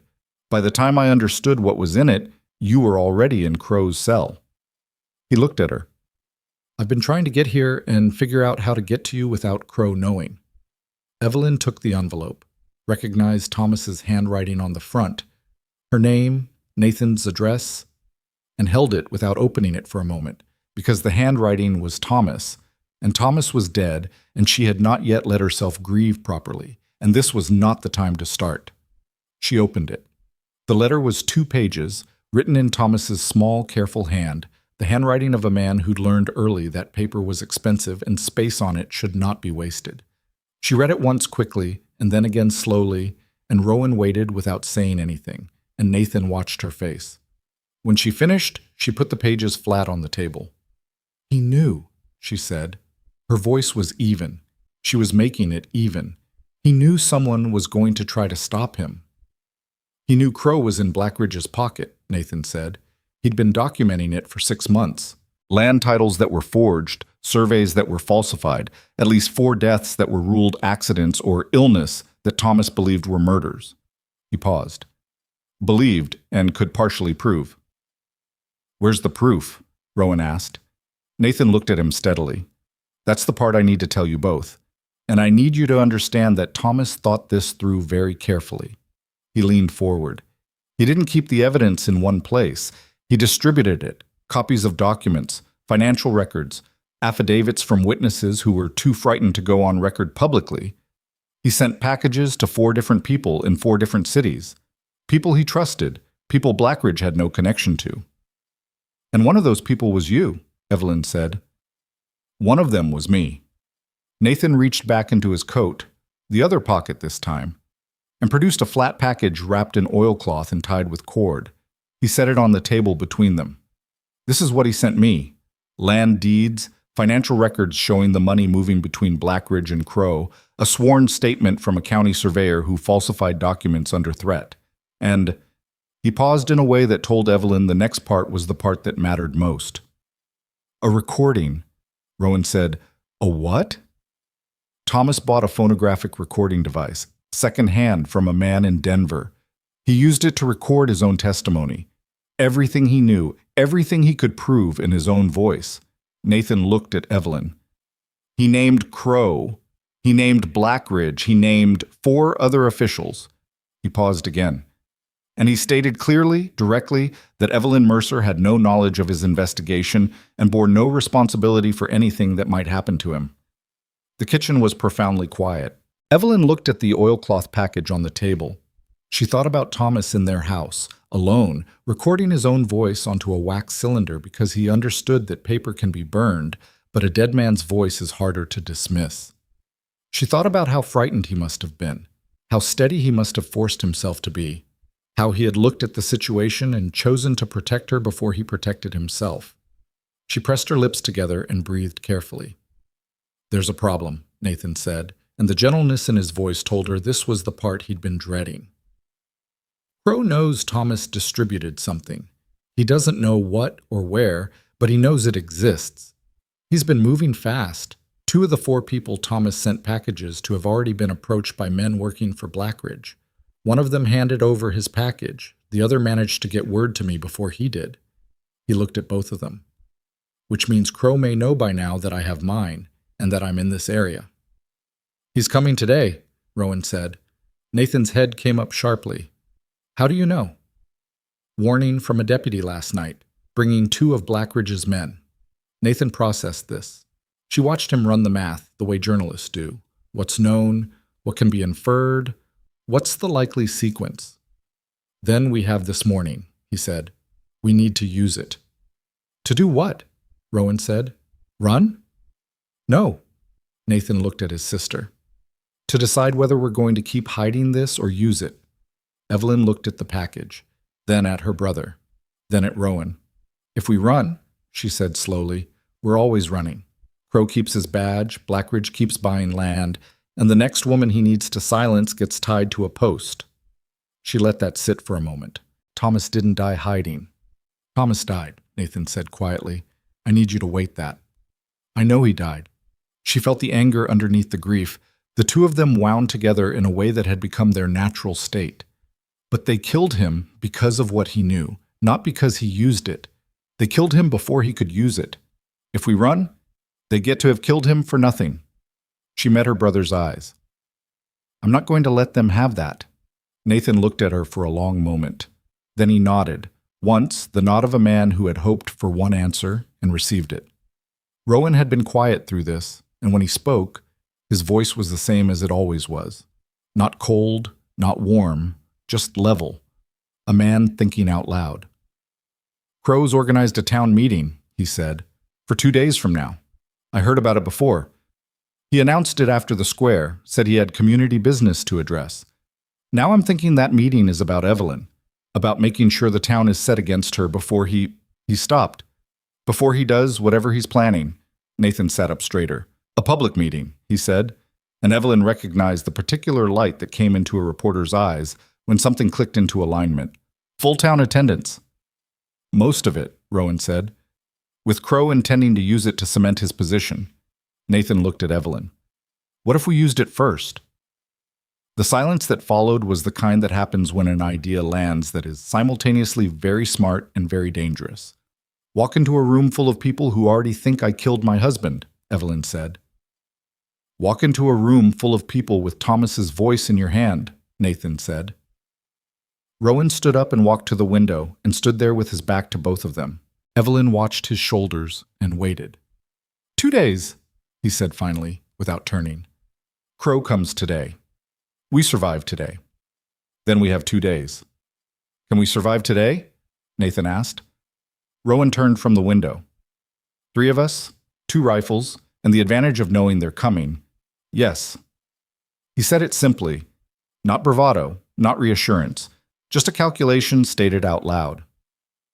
What's in that package besides the recording? Nathan opened the oilcloth package on the table and laid out the contents carefully. Pages of documents, organized in Thomas's methodical way, each with notes in the margins indicating what it proved and where the original could be found. Financial records, a hand-drawn map showing the surveyed land versus the officially recorded land. The discrepancies marked in red ink. The sworn statement from the surveyor, signed and witnessed. And at the center of the package, wrapped separately in cloth, a small wax cylinder in a protective case. Rowan picked up the financial records and read them standing up. His expression didn't change dramatically, but something hardened in his jaw. "Briggs's land is in here," he said. "Walt Briggs, the title dispute that forced him to sell." He turned a page. "And the Henderson homestead, and 3 others I recognize." He set the pages down with the careful deliberateness of a man choosing not to put them down hard. Blackridge manufactured every one of these disputes. The surveyor falsified the records. Crow made sure any complaints got lost. 27 properties over 8 years, Nathan said. Thomas tracked them all. Rowan looked at Nathan. "You can present this in a public setting? You know how to do that?" "It's what I do," Nathan said, with a simplicity that was not arrogance. Rowan looked at Evelyn. "And you? Can you stand up in front of those people?" She thought about the square, the post, the rope on her wrists, the sound Crow's voice had made when he said her husband's name. "Yes," she said. He held her gaze for a moment, checking something. Not doubting her, she could tell the difference. He was the kind of man who checks things not because he doesn't trust, but because he wants to be sure. And then he nodded. "Then we survive today," he said, "and we start preparing." They heard Crow's horses at noon. Evelyn was in the barn when the sound reached her, and she came out to stand beside Rowan at the fence, and Nathan positioned himself near the corner of the house where he was visible but not prominent. 3 riders. Crow in the center, badge catching the weak October sun. 2 men flanking him who she didn't recognize. They wore no badges, which told her everything about what they were here to do. Crow pulled up at the gate with the satisfied deliberateness of a man arriving somewhere he considers already his. "Ashford," he said. His eyes moved to Evelyn immediately, the way a hunter's eyes move. "And there she is." "State your business," Rowan said. "My business is that woman." Crow dismounted, and his 2 men did the same, and all 3 of them moved in the way of people who have decided how this ends and are just walking through the steps. "Transfer of custody wasn't legal. She's a murder defendant. I'm here to collect her." "The transfer was signed before witnesses," Rowan said. "You signed it yourself." "Paperwork can be reviewed." "By who? You?" Crow's eyes stayed on Evelyn. "I'm giving you the chance to do this without trouble." "You brought 2 of Blackridge's men to a family ranch," Evelyn said. She heard her own voice and was faintly surprised by it. Steady, almost conversational. "That's not a law enforcement visit. That's something else." Crow looked at her with an expression she'd seen before, in the cell. Not rage, something more controlled than rage. A cold and calculating attention that was in some ways worse. "You don't want to make this harder on yourself," he said. "You've had some days out here in the fresh air. I appreciate that, but it's done now." "She's not going anywhere with you," Rowan said. One of Blackridge's men put his hand on his gun, not drawing it, just resting his hand there. The language of it was very clear. Rowan's rifle was up before the man's hand fully settled. He hadn't rushed it. He hadn't made a production of it. The rifle was simply up, leveled, steady, the way a man raises a rifle when he has been intending to do so and has been waiting for the correct moment. "Take your hand off it," Rowan said to Blackridge's man. The man looked at Crow. "This is a mistake," Crow said to Rowan. His voice had gone quiet. Quiet, in Evelyn's experience, was more dangerous than loud. "You're on my property without a legal warrant," Rowan said. "You've brought armed men who are not lawfully deputized. You've made a physical threat. I'm within every right the law recognizes to defend my home." He didn't move the rifle. "So I'll say it again. Take your hand off your weapon and get back on your horse." A long, airless moment. Crow was doing the calculation. She could almost see him doing it. 2 men against 1. But Rowan's rifle was already up, and Crow knew from experience that the first shot usually settles these things. And with a reporter standing at the corner of the house as a witness, the math was different than it would have been with just Evelyn. A body on a ranch that could be explained quietly. 2 bodies, one of them a Denver newspaper man. That was harder. "You made a significant mistake taking this woman into your house," Crow said to Rowan. "I want you to understand that." "Get off my property," Rowan said. Crow's jaw moved. He looked at Evelyn one more time, and what was in his eyes in that final moment was not the satisfaction she'd seen in the square. It was something colder, something patient. "This isn't finished," he said. "I know," she said. He remounted. His two men followed. They rode back down the road the way they'd come, not fast, not retreating. Crow didn't retreat, he recalculated, and Evelyn watched them go until they were out of sight and the sound of hooves had faded to nothing. Rowan lowered the rifle. She heard him exhale, not dramatically, just the small, controlled release of breath that a body makes when a held moment ends, and she turned to look at him. He was standing with the rifle at his side looking at the empty road, and she could see in the line of his shoulders that he was doing what she was doing, running through what had just happened and what it meant for what came next. Nathan appeared at her elbow. "He's not going to wait for the town meeting now," he said. "We pushed him. He's going to move faster." "I know," Evelyn said. "We need to move faster, too." She looked at the road. 2 days. Less than 2 days now, probably, if Crow was going to accelerate his timeline. 2 days to organize, to plan, to walk into a room full of people who had watched her humiliated and somehow make them understand the truth before Crow could use them against her one more time. Thomas's voice on a wax cylinder, documents in black and white. Her brother, who could stand in front of a crowd and lay out evidence with the methodical clarity of someone who'd been trained to translate complicated truths into language that people could hold. And her. Standing in the same town that had watched her tied to a post. She was terrified. She was furious. She was not going to run. "We start tonight," she said. "Tell me everything Thomas wrote down. Everything. I need to understand the full shape of it before I walk into that room." Nathan nodded. "It's going to take hours." "Then we'd better start," she said, and went back inside to put the kettle on. Rowan stood at the fence a moment longer, watching the empty road, the rifle loose at his side. Then he turned and followed her in, and the door closed behind him, and the ranch went quiet again under the October sky. The particular quiet of a place where people are preparing for something difficult and are doing it together. They worked through the night again, but this night was different from the last one. The last night had been waiting. This night had purpose, and purpose changes everything about how dark hours feel. They still dragged, still pressed, but there was something to push against instead of just the silence and the dread. Nathan spread Thomas's documents across the kitchen table in the order he'd been taught to present evidence. Weakest first, building toward the irrefutable, so that by the time you reached the center of it, the audience had been walked there step by step and couldn't pretend they hadn't seen the road. He'd been doing this for 3 years, presenting complicated truths to people who didn't want to receive them, and he was good at it in the way that people get good at things they were born with an aptitude for and then practiced obsessively. Evelyn sat across from him and went through each document herself, not because she doubted Nathan's reading of them, but because she needed to understand them in her own terms. This had been Thomas's work. His mind was in every margin note, every cross-reference, every careful notation of where the original document could be located and who else had seen it. Reading through it was like having a conversation with him, hearing the way he thought, methodical and unhurried, building his case brick by brick the way surveyors build. With precision and with patience and with the understanding that one crooked measurement will bring the whole structure down. She did not cry. She was past crying, or at least past crying in front of people. She had a private arrangement with herself about that. Rowan sat at the end of the table and read what they passed to him, and asked questions that were good questions, practical, specific, the kind of questions that identified the places where the evidence was thin or the argument could be attacked. "This surveyor," he said, holding up the sworn statement. "Forrest Webb. Where is he now?" "Last I knew, he'd moved to Colorado Springs," Nathan said.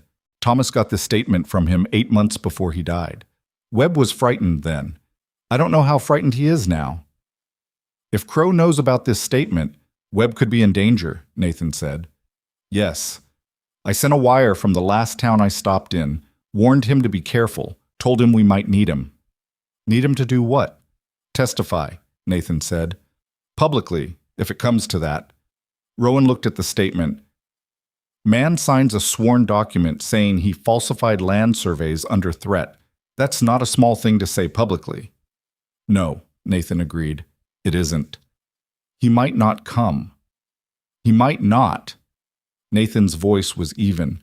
But I've found that people who are frightened into doing wrong things generally have more appetite for redemption than you'd expect. They live with it. It gets heavy. He paused. Thomas understood that. It's why he went to Webb in the first place. Evelyn had stopped reading and was listening to this exchange with her hands flat on the table. She'd been thinking about Aldous Cole, the young deputy who'd ridden out in the dark to warn Rowan, whose hands had been unsteady on the reins, who had taken a significant risk to give them a single night's warning. "There's a deputy in town," she said. "Cole. He warned Rowan that Crow was coming." Nathan looked at her. "Crow's own deputy. He's young. He doesn't have the stomach for what Crow does." She thought about the cell, about the things she'd seen and heard in 3 weeks inside Crow's operation. He's not the only one. There were 2 others who didn't like what was happening. They didn't stop it, but they didn't like it. "Distinction matters," Nathan said. "A man who didn't stop something is very different from a man who did it." "I know that," she said. "I'm not asking for them to be saints. I'm saying they exist, and they're in that town right now, and they might be willing to say what they saw if someone gave them a reason to." Rowan had been quiet. "Cole came out here voluntarily," he said. "A man who does that once might do it again if he's asked directly." "Can you ask him?" Evelyn said. Rowan looked at her. "I can try." "Tomorrow," Nathan said. "Early, before Crow has a chance to talk to him." The plan, such as it was, rough-edged and contingency-dependent the way real plans always are, took shape across the next 2 hours. Nathan would prepare the presentation of evidence. Rowan would go to town the following morning and, under the guise of other business, make contact with Cole and anyone else who might be persuaded to stand up. Evelyn would work on what she was going to say, which she had insisted on doing herself, over Nathan's gentle suggestion that he help her draft it. "You're a better writer than me," she'd told him. "That's true," he'd said, with the honesty of a sibling who knows flattery would be wasted. "But I'm the one they need to hear it from. If you write it, I'll sound like a newspaper. I need to sound like the woman who was tied to that post." He hadn't argued further. So while Rowan studied maps of the town hall and Nathan organized his documents by category and cross-reference, Evelyn sat with a piece of paper and tried to write the truest version of what had happened to her, and found that the truest version kept coming out in fragments. Not linear, not organized, just the shards of it, the way it actually lived in her memory. She wrote the shards down. Then she looked at them for a long time and understood that shards might be exactly right. That a woman who stood up and delivered a prepared speech was a spectacle. A woman who stood up and told the truth in the order it actually lived in her was someone harder to dismiss. She kept the fragments. Around 3 in the morning, Nathan fell asleep at the table with his head on his arms, and Evelyn covered him with the quilt from the back of the chair without waking him, and she and Rowan sat in the reduced quiet with the lamp between them. "You should sleep too," he said. "In a while." She looked at the documents, still spread across the table around Nathan's sleeping form. "Do you think it'll work?" He was quiet for a moment. She'd learned already that his quiet before answering wasn't evasion. It was respect for the question, the refusal to reach for an easy answer when an honest one was harder. "I think," he said slowly, "that we have a better chance than we had 4 days ago," which was no chance. He picked up his coffee cup, found it empty, set it back down. "People in that town, most of them aren't bad. They went along with Crow because Crow has had power over them for years. And going along with power is easier than fighting it, especially when you don't think you can win." He looked at her. "What changes things is when people start to believe they can win. The evidence matters, but what really matters is whether they believe someone is willing to stand up." "You're saying I'm the evidence," she said. "I'm saying you're the part they have to reckon with," he said. "Nathan can put documents on a table. A man's recorded voice is a remarkable thing, but you're the woman who was standing at that post and didn't break. They saw that. Some of them have been thinking about that." He paused. "People remember more than they let on." She looked at him. "You sound like you've given this speech before." "No," he said. "I've thought about it, since the square. I've been thinking about what it would take." He met her eyes. "I think you're what it takes." She didn't know what to do with that. It was not a comfortable thing to be told, the kind of thing that puts a weight on you while simultaneously telling you the weight is necessary. "What happens if it doesn't work?" she asked. "Then we go to the territorial capital with what we have and we fight it there." "That could take years." "Yes," he said simply. She nodded, looked at the lamp. "When this is over," she said, and then stopped, because she didn't know how to finish that sentence. There were too many versions of it, and some of them she wasn't ready to say out loud. "When this is over," he said very carefully, "you'll have choices. Real ones. That's what I want for you, not any particular choice, just the ability to make one." She looked at him for a long moment. This man she had known for 4 days, who had signed his name to her safety in front of people who would never let him forget it, who fed his daughters beans and cornbread and answered their questions with more honesty than most adults managed, who raised his rifle in his own yard with the steadiness of someone who had long ago made peace with what he was willing to defend. "You're a strange man, Rowan Ashford," she said. "Probably," he said, for the 3rd time. And this time she did almost smile, because she was starting to understand that this was his word for things he didn't know how to argue with. He went to town the next morning before the girls were due back from the Hendersons, riding out in the gray early light with his hat pulled down and a list of errands that would give him reason to talk to people without the conversations looking like what they were. He was gone 3 hours. Evelyn spent them working with the bay mare, the young one with the flinching problem, because the mare needed it, and because Evelyn needed to be doing something with her hands and her body instead of sitting in the kitchen going through the plan for the 14th time. The mare's name, according to Rowan's records, was listed as number 7, because Rowan numbered his working horses and gave only the ones the girls claimed names.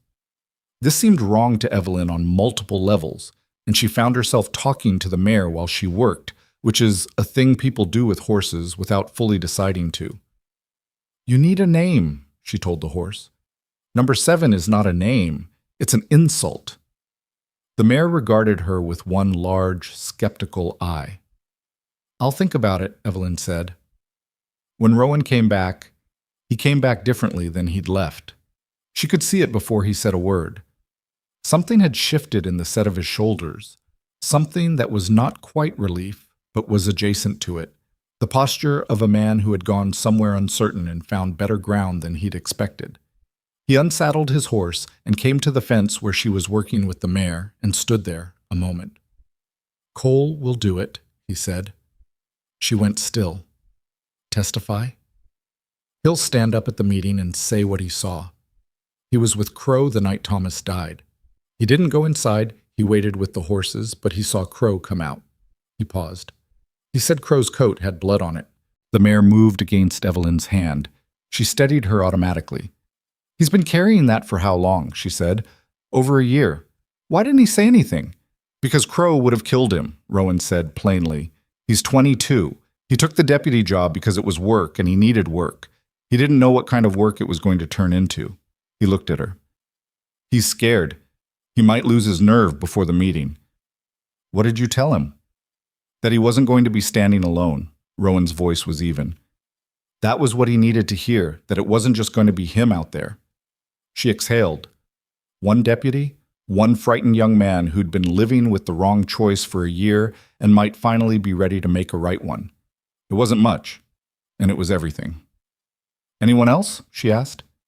"2 ranchers who lost property to Black Ridge. I didn't ask them directly. Just mentioned that Thomas Mercer's records had turned up and that Silverbrook was going to have some decisions to make. Planted the seed." He looked at the horse. "Named her yet?" "Working on it." "Take your time." He straightened. "Meeting's the day after tomorrow. Tomorrow I'm going to ride the circuit. 3 or 4 more ranchers who might want to be in that room." He looked at her. "Your brother's wire about the surveyor, Webb. Got a telegram back while I was in town." She turned fully to face him. "And?" "Webb's coming. Taking the stage from Colorado Springs. He'll be here by tomorrow evening." She pressed her hand flat against the mare's neck and felt the animal's warmth and steadiness under her palm, and she took a breath. Forrest Webb. The man who had falsified the surveys. The man who had signed Thomas's sworn statement in secret and then gone silent. Coming here. He's really coming, she said. He's really coming. She turned back to the mare because she needed something to look at that wasn't a person right now, something that would just stand there and not require her to compose her expression. His name was on those surveys, she said, half to herself. If he testifies publicly, Blackridge will come after him. Probably, Rowan said. He knows that. He's coming anyway. She nodded slowly. People who were frightened into doing wrong things have more appetite for redemption than you'd expect. Nathan had said that. She was beginning to understand it in a way she hadn't quite believed when he'd said it. The girls came back that afternoon in the Henderson wagon, and the house went from quiet to something else immediately, the way it always did. Lily wanted to know what had happened while they were gone, and did not find nothing much to be an acceptable answer. Clara appeared at Evelyn's side within approximately 4 minutes of arriving home and stayed there, close but not demanding, just present. Evelyn let her be there. She'd stopped trying to manage the distance between herself and these two. It was a battle she'd already lost, and she was finding that the losing of it felt less like loss than she'd expected. At supper, Rowan told the girls they would not be going to school the next day, and that the day after they would be staying with the Hendersons again. Lily's fork came down with a deliberate click. Because of the meeting. Rowan looked at her. How do you know about the meeting? Mrs. Henderson's oldest boy told me. He said Marshall Crowe announced it from the steps of the general store. Lily's eyes were direct and slightly accusatory, the way they got when she felt she'd been deliberately kept out of something. He said Crowe was going to have Evelyn arrested at the meeting. He's going to try, Evelyn said. Evelyn, Rowan said. They're going to hear about it anyway, she said. They're already hearing about it. She looked at Lily, then at Clara. Here's what's true. 2 days from now, there's a town meeting and I'm going to go to it. I'm going to stand up in front of the people who watched me tied to that post, and I'm going to tell them the truth about what happened to my husband and who is actually responsible. The marshal is not going to like that. There will be a confrontation. Your father and I and your Uncle Nathan have been planning for it. Clara said, Will you win? I don't know, Evelyn said. I think we have a good chance. What happens if you don't? Then we keep fighting through different means. She held Clara's gaze. But I want to tell you something, and I want you to believe me when I say it. Whatever happens at that meeting, I am not going to be the woman who is tied to that post. I am not going to stand there quietly while someone lies about me and about Thomas. Whatever the outcome is, I'm going to say the true thing. That part I can promise. Clara looked at her for a long moment with that expression. The seeing one. The one that looked through the surfaces of things. Okay, she said. Lily pointed her fork at Evelyn. If the bad man tries to grab you again, Papa will stop him. I know, Evelyn said. He's very fast with the rifle. I noticed. Rowan was looking at his plate with the expression of a man who is pretending he doesn't hear a conversation that he absolutely hears. The evening Nathan arrived back from a full day of preparation in town. He'd set up what he called his display, arrangements with the town hall's owner, a man named Garrett, who owed Thomas Mercer a debt and was willing to collect it this way. He came in looking pale and sat down with the expression of someone carrying news they hadn't decided how to share. Evelyn looked at him. What? I went past your old house, he said. Mine and Thomas's, I mean. The house you lived in. She went still. And? Someone went through it. Thoroughly. Not recently. Weeks ago, probably right after Thomas died. Boards pulled up, furniture moved. They were looking for something. He looked at her. They didn't find the one thing I looked for. She felt something tighten in her chest. What did you look for? Nathan reached into his coat for the third time in as many days, and Evelyn thought distantly that her brother carried more in his pockets than anyone she'd ever known. What he produced this time was a small leather-bound notebook, worn at the corners, the clasp bent slightly from being forced. She recognized it immediately. Her hands moved toward it before her mind authorized the motion. Thomas's field notebook, she said. It was in the barn, Nathan said, under the feed barrel, wrapped in oilskin. They searched the house. They didn't think to look in the barn. He held it toward her. I haven't read it. I thought you should. She took it. Thomas's handwriting covered every page, dates, measurements, observations, the working language of a surveyor who had spent years building a record of what the land actually was, versus what certain documents claimed it to be. She turned pages slowly, tracking the progression of dates, watching Thomas's careful hand move through months of work. And then she found it. Near the back, in an entry dated 2 weeks before his death, in handwriting slightly less steady than the rest, written in a hurry or written frightened. She read it once, read it again. She looked up at Nathan.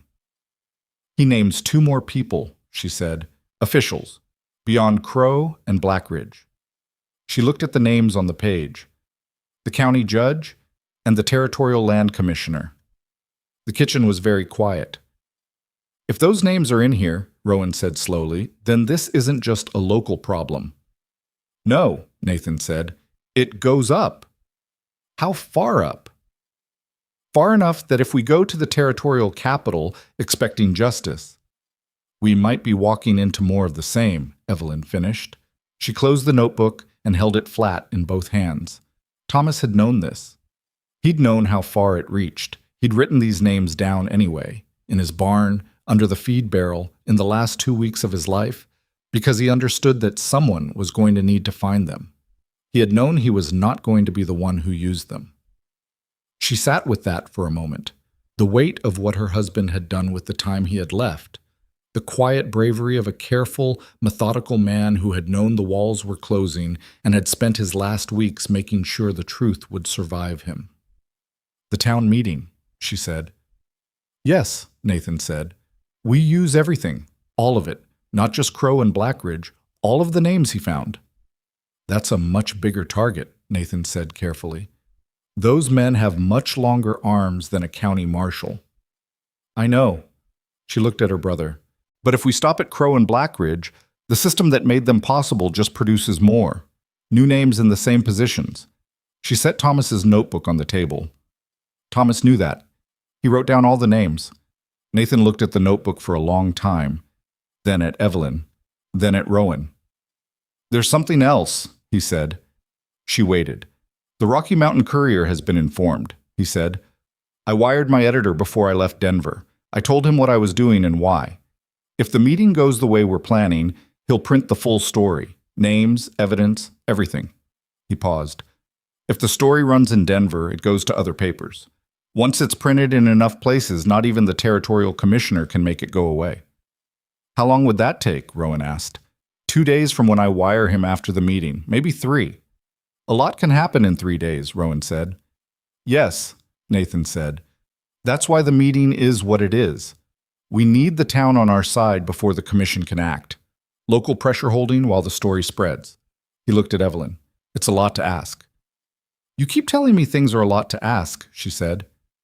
"I'm still here." He smiled, briefly, the smile of a younger brother who has been watching his sister do difficult things her whole life, and has stopped being surprised by it while never quite stopping being awed. The following day was the longest day Evelyn could remember in a life that had recently contained many long days. Rowan rode the circuit he'd described, talking to ranchers, planting seeds, coming home in the late afternoon with the quiet report that 3 families would be at the meeting, that 2 of them had lost land, and that a 4th, a man named Calder, who had not lost land but who had watched his neighbor lose it, had said simply, "I'll be there," in a tone that didn't require elaboration. Forrest Webb arrived on the evening stage, a thin man in his 40s with the look of someone who had made a private decision some miles back and was living with the consequences of that decision in real time. He shook Evelyn's hand when they met and held it a beat too long, the grip of a man trying to communicate something he didn't have the language for yet.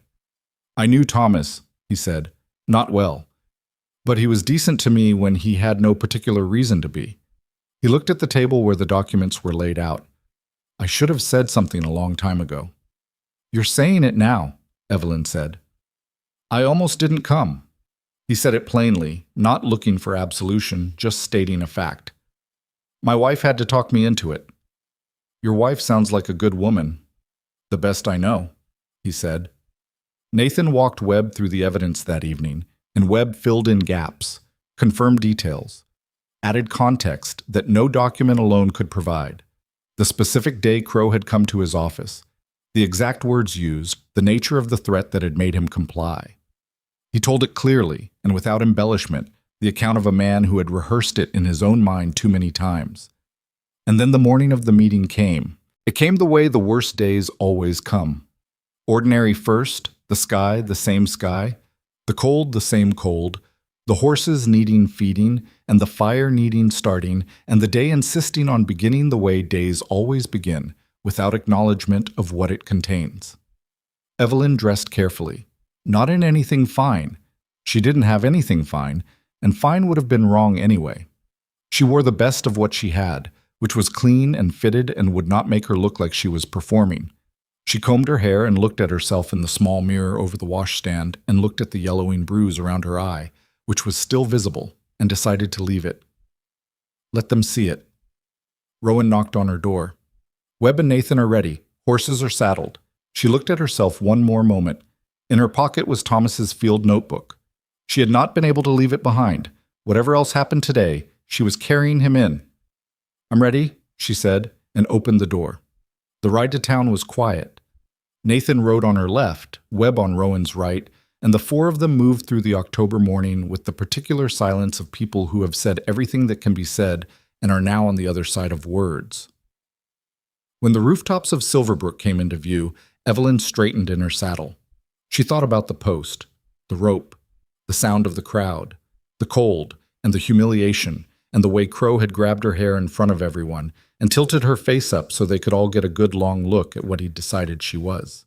She thought about Thomas writing names in his barn by lantern light, frightened and careful and brave.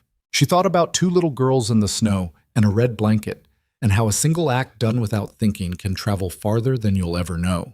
Silverbrook's Main Street was already busy. People moving toward the town hall, more of them than she'd expected, which could mean anything. Could mean Crow had turned out his supporters. Could mean the ranchers Rowan had spoken to had brought others. Could mean word had traveled in the sideways way word always travels in small places. At the end of the street, outside the town hall steps, Silas Crow stood watching their approach. He saw her. She saw him. Across the distance between them, something passed that was not communication exactly, but was close to it. The recognition of two people who have been moving toward a collision and are now close enough to hear it coming. She did not look away. She rode straight down the center of that street with the bruise around her eye and Thomas's notebook in her pocket and three people beside her who had chosen, each for their own reasons, to be there, and she rode all the way to the front of the town hall and dismounted without hurrying. People on the street were watching her. She could feel it, the weight of it, the way she'd felt the crowd's weight in the square. But it was different now. In the square, the weight had been singular. Judgment pressing down. This was something more complicated. Some of those watching faces had things moving in them that weren't simple. She walked up the steps of the town hall. Crow moved to block her path. "You don't belong here," he said. She looked at him steadily. "Thomas Mercer was a resident of this town," she said.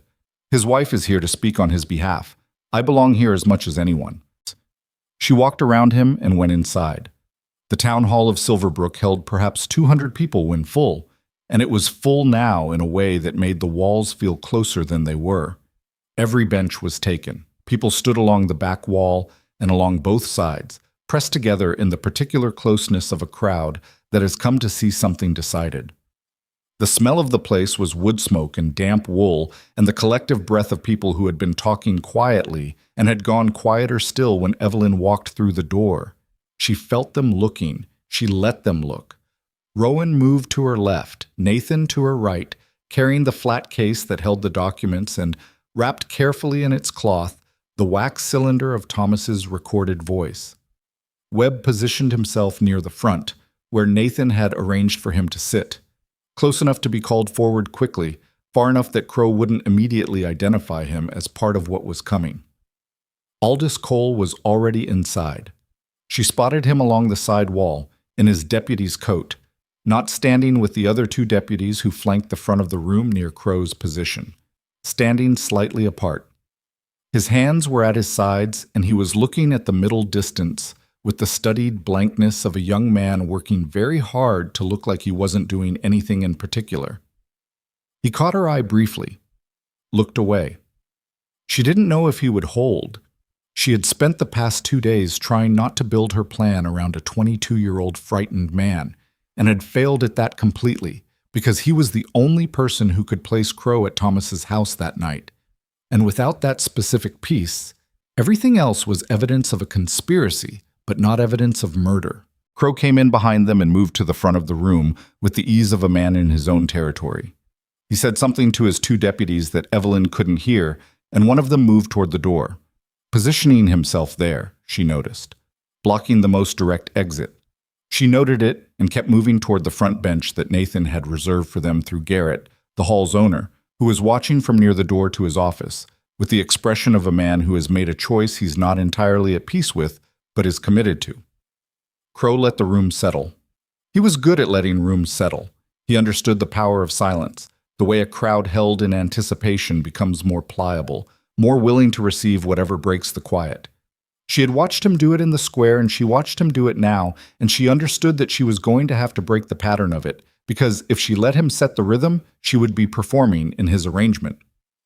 "People of Silverbrook," Crow began, and his voice filled the room with practiced authority. "Thank you for coming. I know many of you are busy, and I'll try to be plain about why I called this meeting." He turned slightly, just enough to make the turn feel spontaneous rather than staged. He had done this many times. That was apparent. As most of you know, 3 weeks ago, Evelyn Mercer was brought before this community as a defendant in the poisoning death of her husband, Thomas. Through a legal provision, one intended for less complicated circumstances than these, she was released into the custody of Rowan Ashford, a decision that I have since reviewed and found to be procedurally flawed. He paused to let that land. In short, the transfer of custody was irregular, and Evelyn Mercer remains a murder defendant under the jurisdiction of this office. A murmur ran through the room. Evelyn watched faces. Some of them were Crow's people. She could see it in the posture, in the way they nodded slightly before he'd finished the sentence, as if they already knew what he was going to say. But not all of them. Some of the faces were harder to read, the faces of people who were listening without having already decided. Those were the ones she needed. "I've called this meeting," Crow continued, "so that this community can understand the full picture of what this woman has done and can support this office in the proper administration of, I'd like to speak." Her own voice surprised her. Not the decision to speak. She had planned to speak, had known she was going to interrupt him, had in fact planned to interrupt him earlier than this. But the sound of it. Steady. Low enough to be deliberate, loud enough to carry. The room went very still. Crow turned to look at her with the expression of a man recalibrating his timeline. His eyes were flat and careful. "This isn't a debate, Mrs. Mercer. You just told 200 people that I'm a murder defendant," she said. "You've told this town that for 3 weeks. I think 200 people can spare a few minutes to hear the defendant's account." She stood up from the bench, and she heard movement around her, Rowan standing with her, and Nathan, and the quiet shift of people in the room responding to the unexpected. "Unless you're afraid of what I'm going to say," she said the last sentence quietly. Not theatrically, just stated it, let it sit. Something moved through the crowd. A few people looked at Crow to see how he'd respond. And Crow, who understood crowds the way a cattleman understands weather, understood in that moment that if he silenced her now, in front of all of them, it would look like exactly what it was. He stepped back half a pace and spread his hand in the gesture of a man granting permission he isn't actually granting. "By all means." She turned to face the room. For a moment, she just looked at them, at the faces she recognized and the ones she didn't, at the women who had moved away from her in the weeks before Thomas died when the rumors started, at the men who had stood in the square and not stepped forward. She looked at all of them without judgment, because judgment wasn't what this needed. Judgment would let them be defensive. She needed them to be something else. She needed them to be honest. "My husband's name was Thomas Mercer," she said. "Most of you knew him. He bought his flour from Reynolds' store. He hired his survey work done for fair wages and never shorted a man. He sat in the same church rows as half of you, and he helped Warren Calder pull a wagon out of the river mud 3 summers ago without being asked." She paused. He was not a perfect man. He had a temper when he was tired, and he was stubborn about things that didn't matter, and he sometimes forgot to say the things he should have said. But he was honest. Whatever else he was honest. The room was quiet in a way that felt different from before. Crow's arranged silence had been the quiet of a crowd waiting to be told. This was something else. Thomas died on the 14th of September, she continued. I woke up and he was gone. Not gone from the house, gone. I know what it looks like from outside. I understand what Crow has told you. A wife, a dead husband, a house. It looks like an obvious thing. She let that breathe. It wasn't an obvious thing. Thomas had been frightened for months before he died. He had been collecting information, evidence, about something that was happening to the land in this county, to your land, to your neighbor's land. She heard the shift in the room. Not dramatic, just a weight change, the almost imperceptible adjustment of a crowd leaning in. Walt Briggs lost his property last spring, she said. His deed was challenged and he had to sell. Theodore Henderson's cousin had to do the same. The Delacroix family, the Patton homestead. I can name 7 more. She looked out at the room. I can do better than name them. I can show you. She nodded to Nathan. Nathan stood and moved to the table at the front that Garrett had set up, and he began laying out the documents the way he'd practiced. Methodical, clear, each one placed with a brief explanation of what it was and what it showed. Not rushing, not performing, just presenting, in the way of a man who trusts the material to do its own work. Crow said, This is not a courtroom. No, Evelyn said. It's not. It's something more important. It's the room where the people this affected get to see what was done to them. She heard someone at the back make a sound. Not quite agreement, but the vocalization of a person who has heard something that matched something they already suspected. It was a small sound. It mattered. Nathan presented the financial records first. The money moving between Black Ridge's accounts and a shell company that, traced carefully, connected to Crow's personal bank in a town 40 miles east. He explained it plainly, in language that didn't require legal training, because Thomas had laid it out that way in his notes.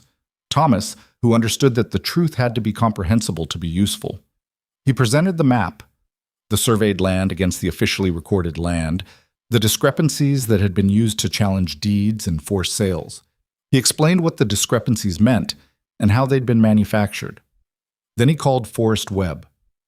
Webb stood up from his bench near the front and walked to the table, and he was pale and his jaw was set in the way of a man walking toward something. He has accepted. He has to do, even though every instinct in him is pulling the other direction. Crow said, I don't know this man. My name is Forrest Webb, Webb said, and his voice was louder than he'd apparently intended, because the room heard it clearly and Crow stopped. I was the county surveyor for 6 years. I falsified land survey documents under threat of violence from Marshal Silas Crow acting on behalf of Edmund Blackridge. I have a sworn statement to that effect signed 14 months ago, and I am prepared to repeat it here in front of these people under any legal oath you care to administer. The room erupted. Not all of it. There were people near the front who looked at Crow for direction, who were waiting to be told this was a lie. But the back half of the room, the ranchers and their wives and the people who had been watching their neighbors lose land and had not understood the mechanism of it, those people were not quiet. Crow moved toward the table. This man is lying. I have the original survey maps, Nathan said, loudly, over the noise. I have the corrected versions Thomas Mercer commissioned independently. The discrepancies are documented. He turned to the room. These aren't allegations, these are measurements. Numbers don't lie. Stop this. Crow's voice had gone to its quiet register, the dangerous one, and he was moving toward Nathan now with a purpose that had abandoned the pretense of procedural authority. Stop this now. We're not done, Evelyn said. She nodded to Garrett, who had been standing near a small table in the corner, a separate table with the phonographic device on it, a strange and ungainly contraption that several people in the room were looking at with confused attention. My husband made a recording, she said, before he died. I'd like you to hear it. Garrett worked the mechanism with careful hands. He'd been shown how the night before, had practiced it twice this morning, and his hands were not entirely steady, but they were steady enough. The cylinder began to turn. There was a scratching sound, a brief distortion, and then the room heard a voice. Thomas Mercer's voice. Evelyn had heard the recording twice before this moment. She had thought she was prepared for it. She was not prepared for it. His voice was thin through the mechanism, slightly distorted, but unmistakably his. The cadence of it, the particular way he cleared his throat before a complex sentence, the accent that was half his mother's Indiana and half the frontier. She gripped the edge of the bench in front of her and did not allow her face to change. Thomas spoke for 4 minutes. He gave his name, the date, his occupation. He described what he had found and how he had found it, naming the properties, naming the people, tracing the money. He named Crow. He named Blackridge. He named the county judge and the territorial land commissioner, both named with the measured precision of a man who understands that accusation without evidence is just noise, and who had the evidence to support every word. And at the end, in a voice that was slightly less steady than the rest, the voice of a man who had said the hard things and was now saying the hardest one, he said, "My wife Evelyn has no knowledge of this investigation. I have kept her ignorant of it deliberately to protect her. Whatever may happen to me, she bears no responsibility for any of it. If anyone is hearing this recording, it means something has happened to me, and it means I was not wrong about the danger.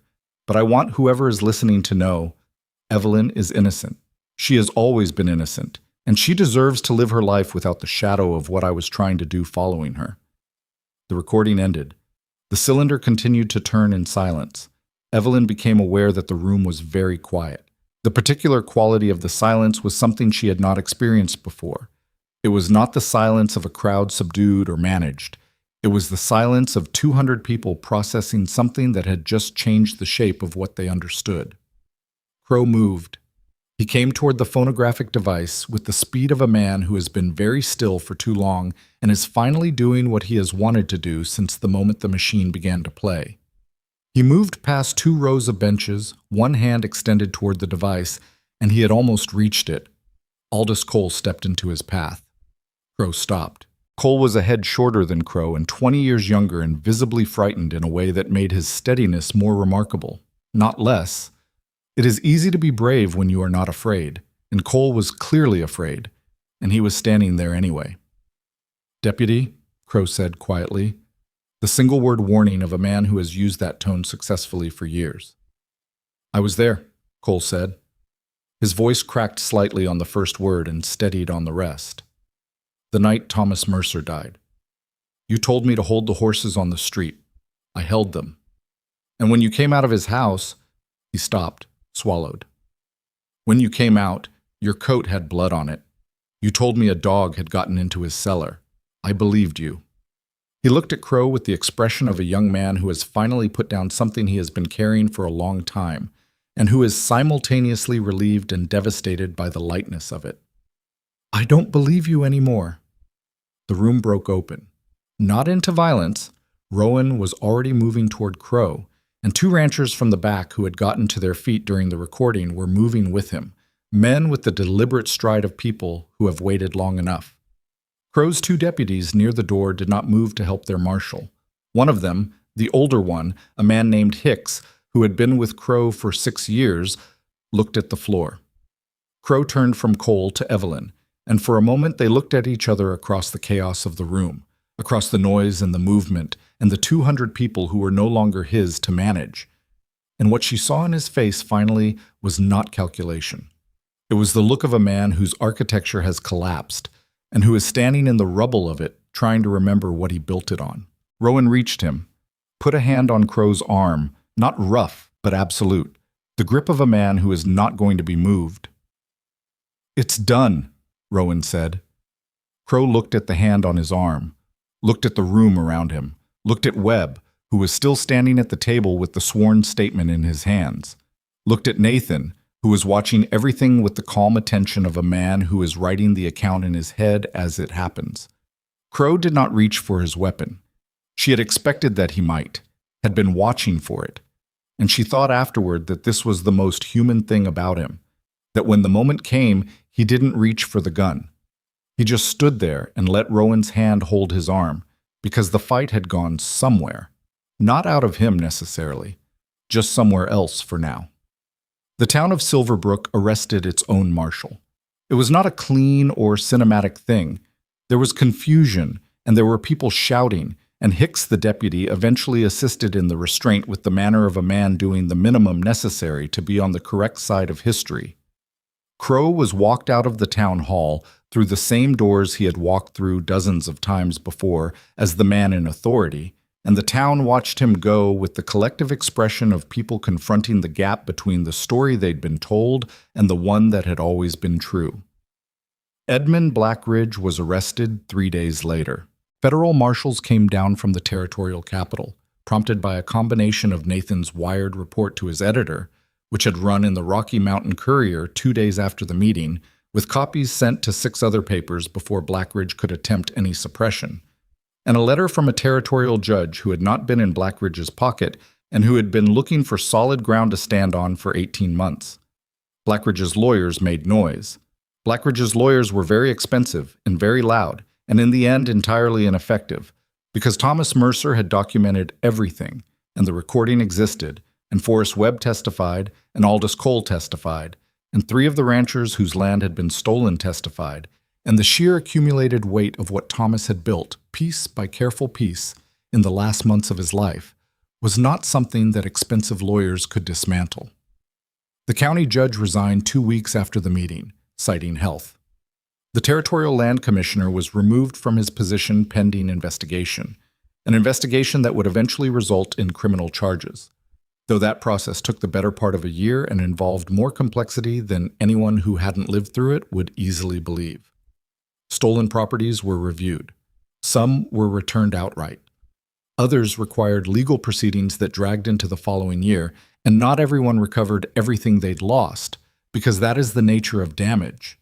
It is easier to do than to undo, and the law is a slow mechanism even when it is working honestly. Walt Briggs got his land back. He came to the ranch to tell Evelyn himself, riding up on a Tuesday morning in November with his hat in his hand, and he stood in the yard and said, "I don't know how to thank you." And she said, "Thank Thomas." And he said, "I'm thanking who's here." She accepted that. Nathan stayed in Silverbrook for 3 weeks after the meeting, writing the full account in the careful, thorough way he'd learned from a mentor who had once told him that the most important stories are the ones nobody wanted told. He wrote about Thomas, about the 8 years of land theft, about the system of corruption that Blackridge and Crow had built, and the system of quiet human decency that had eventually undone it. He wrote about Aldous Cole, who had stood in Crow's path at the cost of everything he'd built in the previous 2 years of his life, and who, when Nathan asked him why, had said, "Because I had been not doing the right thing for long enough that I couldn't remember what the right thing felt like. And then I remembered."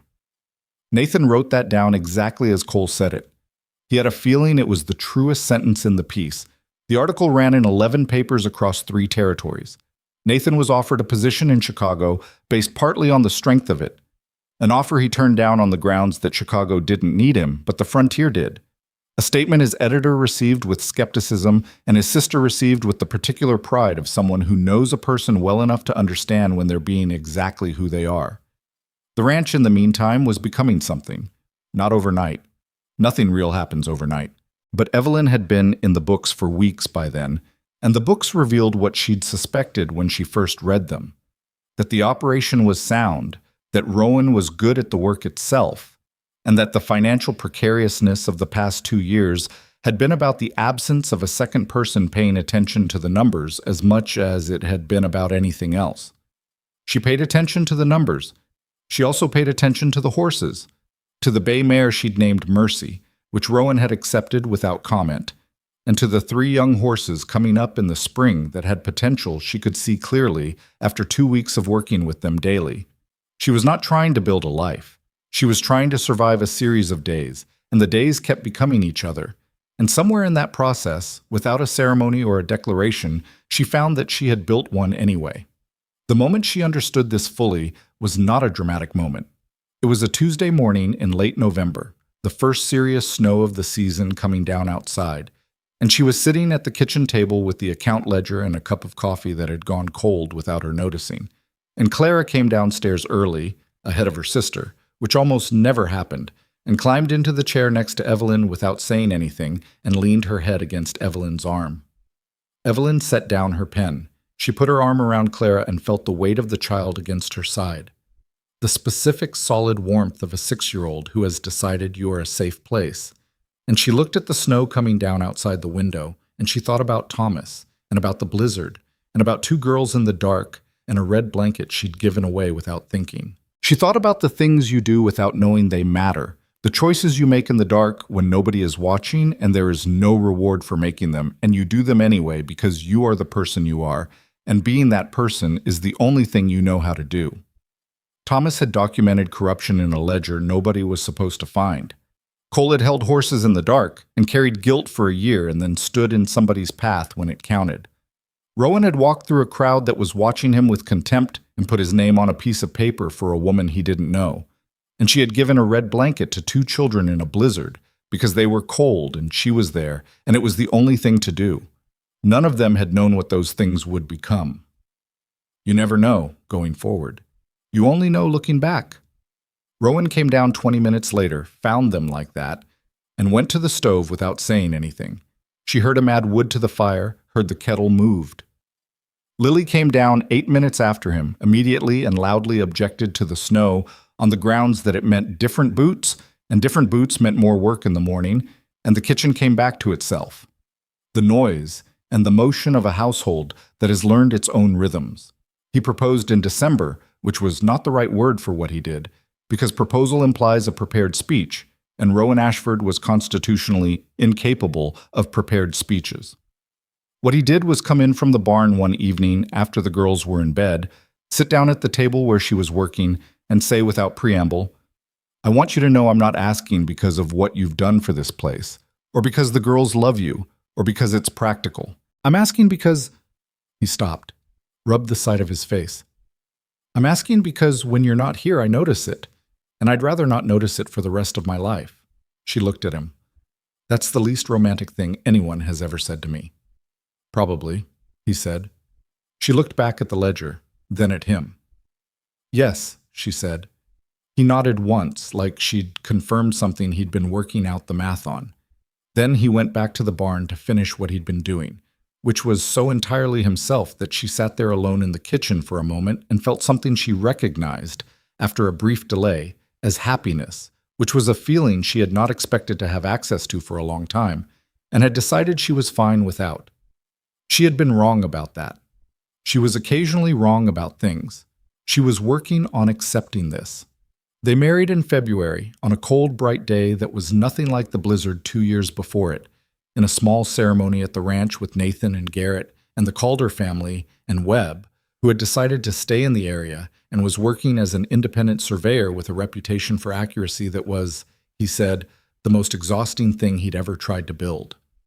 The girls wore their best dresses and stood on either side of Evelyn with the proprietary satisfaction of children who feel they have arranged something. They had arranged something. Evelyn had understood this for months. Crow's trial took place the following spring. It was not the dramatic event some people expected. The evidence was too complete, the witnesses too numerous, and Crow's lawyer too honest a man to present a case he couldn't support. Crow went to prison for 11 years. Blackridge received 15, reduced on appeal to 12, which enraged Nathan and which Evelyn received with the pragmatism of someone who had learned that justice is rarely exact, only approximate, and approximate is still worth fighting for. She testified at the trial. She stood in an actual courtroom this time, with an actual judge who had not been purchased by anyone, and she told what she knew in the order she knew it, the fragments she'd spent the winter piecing back together, the memories that had returned not all at once but gradually, the way frozen ground thaws, slowly from the outside in, until one day you press it and find it yields. The prosecutor asked her, at the end of her testimony, if she wanted to add anything. Most witnesses say no. Evelyn looked at the room, at the jury, at the gathered observers, at Nathan in the third row with his notebook. And she thought about Thomas asking that question and what he would have wanted her to say. "My husband was trying to protect people he didn't know," she said. "He found a wrong thing, and he spent months trying to document it carefully enough that the truth would survive him if he didn't. He was frightened the whole time. He told me once that fear doesn't mean you're doing the wrong thing. It sometimes means you're doing the only right thing, and it's just very hard." She paused. "I think about that a lot. I think it's true." The prosecutor had no further questions. Years later, Enough years that Clara and Lily were young women with their own strong opinions about horses and the injustice of being required to help with the accounts. People in Silverbrook would occasionally tell the story. The way stories become folklore in small places, the details shifted and simplified over time. The red blanket became a coat. Nathan became a federal agent. The town meeting became more heroic in the retelling than it had been in the living of it, which is the nature of collective memory.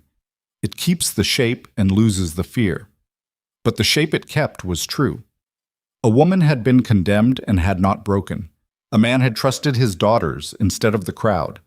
A frightened young surveyor and a frightened young deputy had each found, at the necessary moment, that they were capable of the one right thing.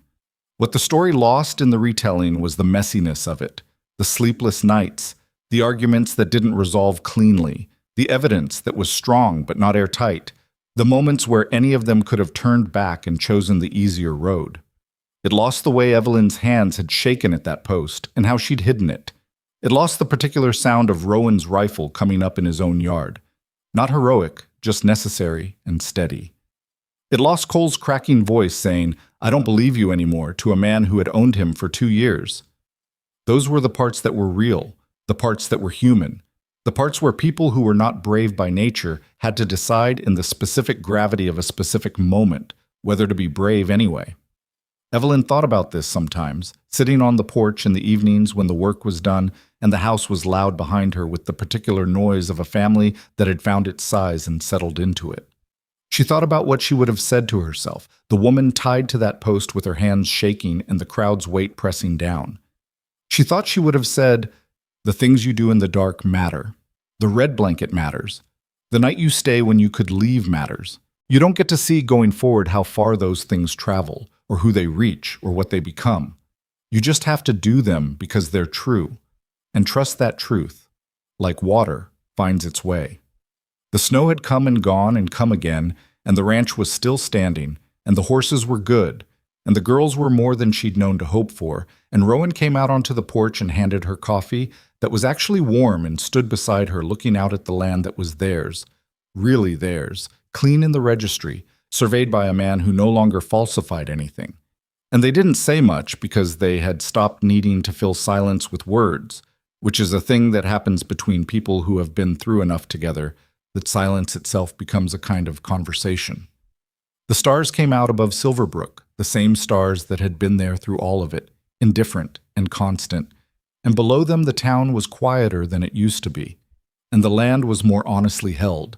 And somewhere in a prison in the capital, Silas Crow was serving his sentence, and somewhere in a graveyard, Thomas Mercer lay in ground that the people he'd tried to protect were still walking on. She raised her coffee cup slightly, alone with the thought, and then drank it, and went back inside to her family.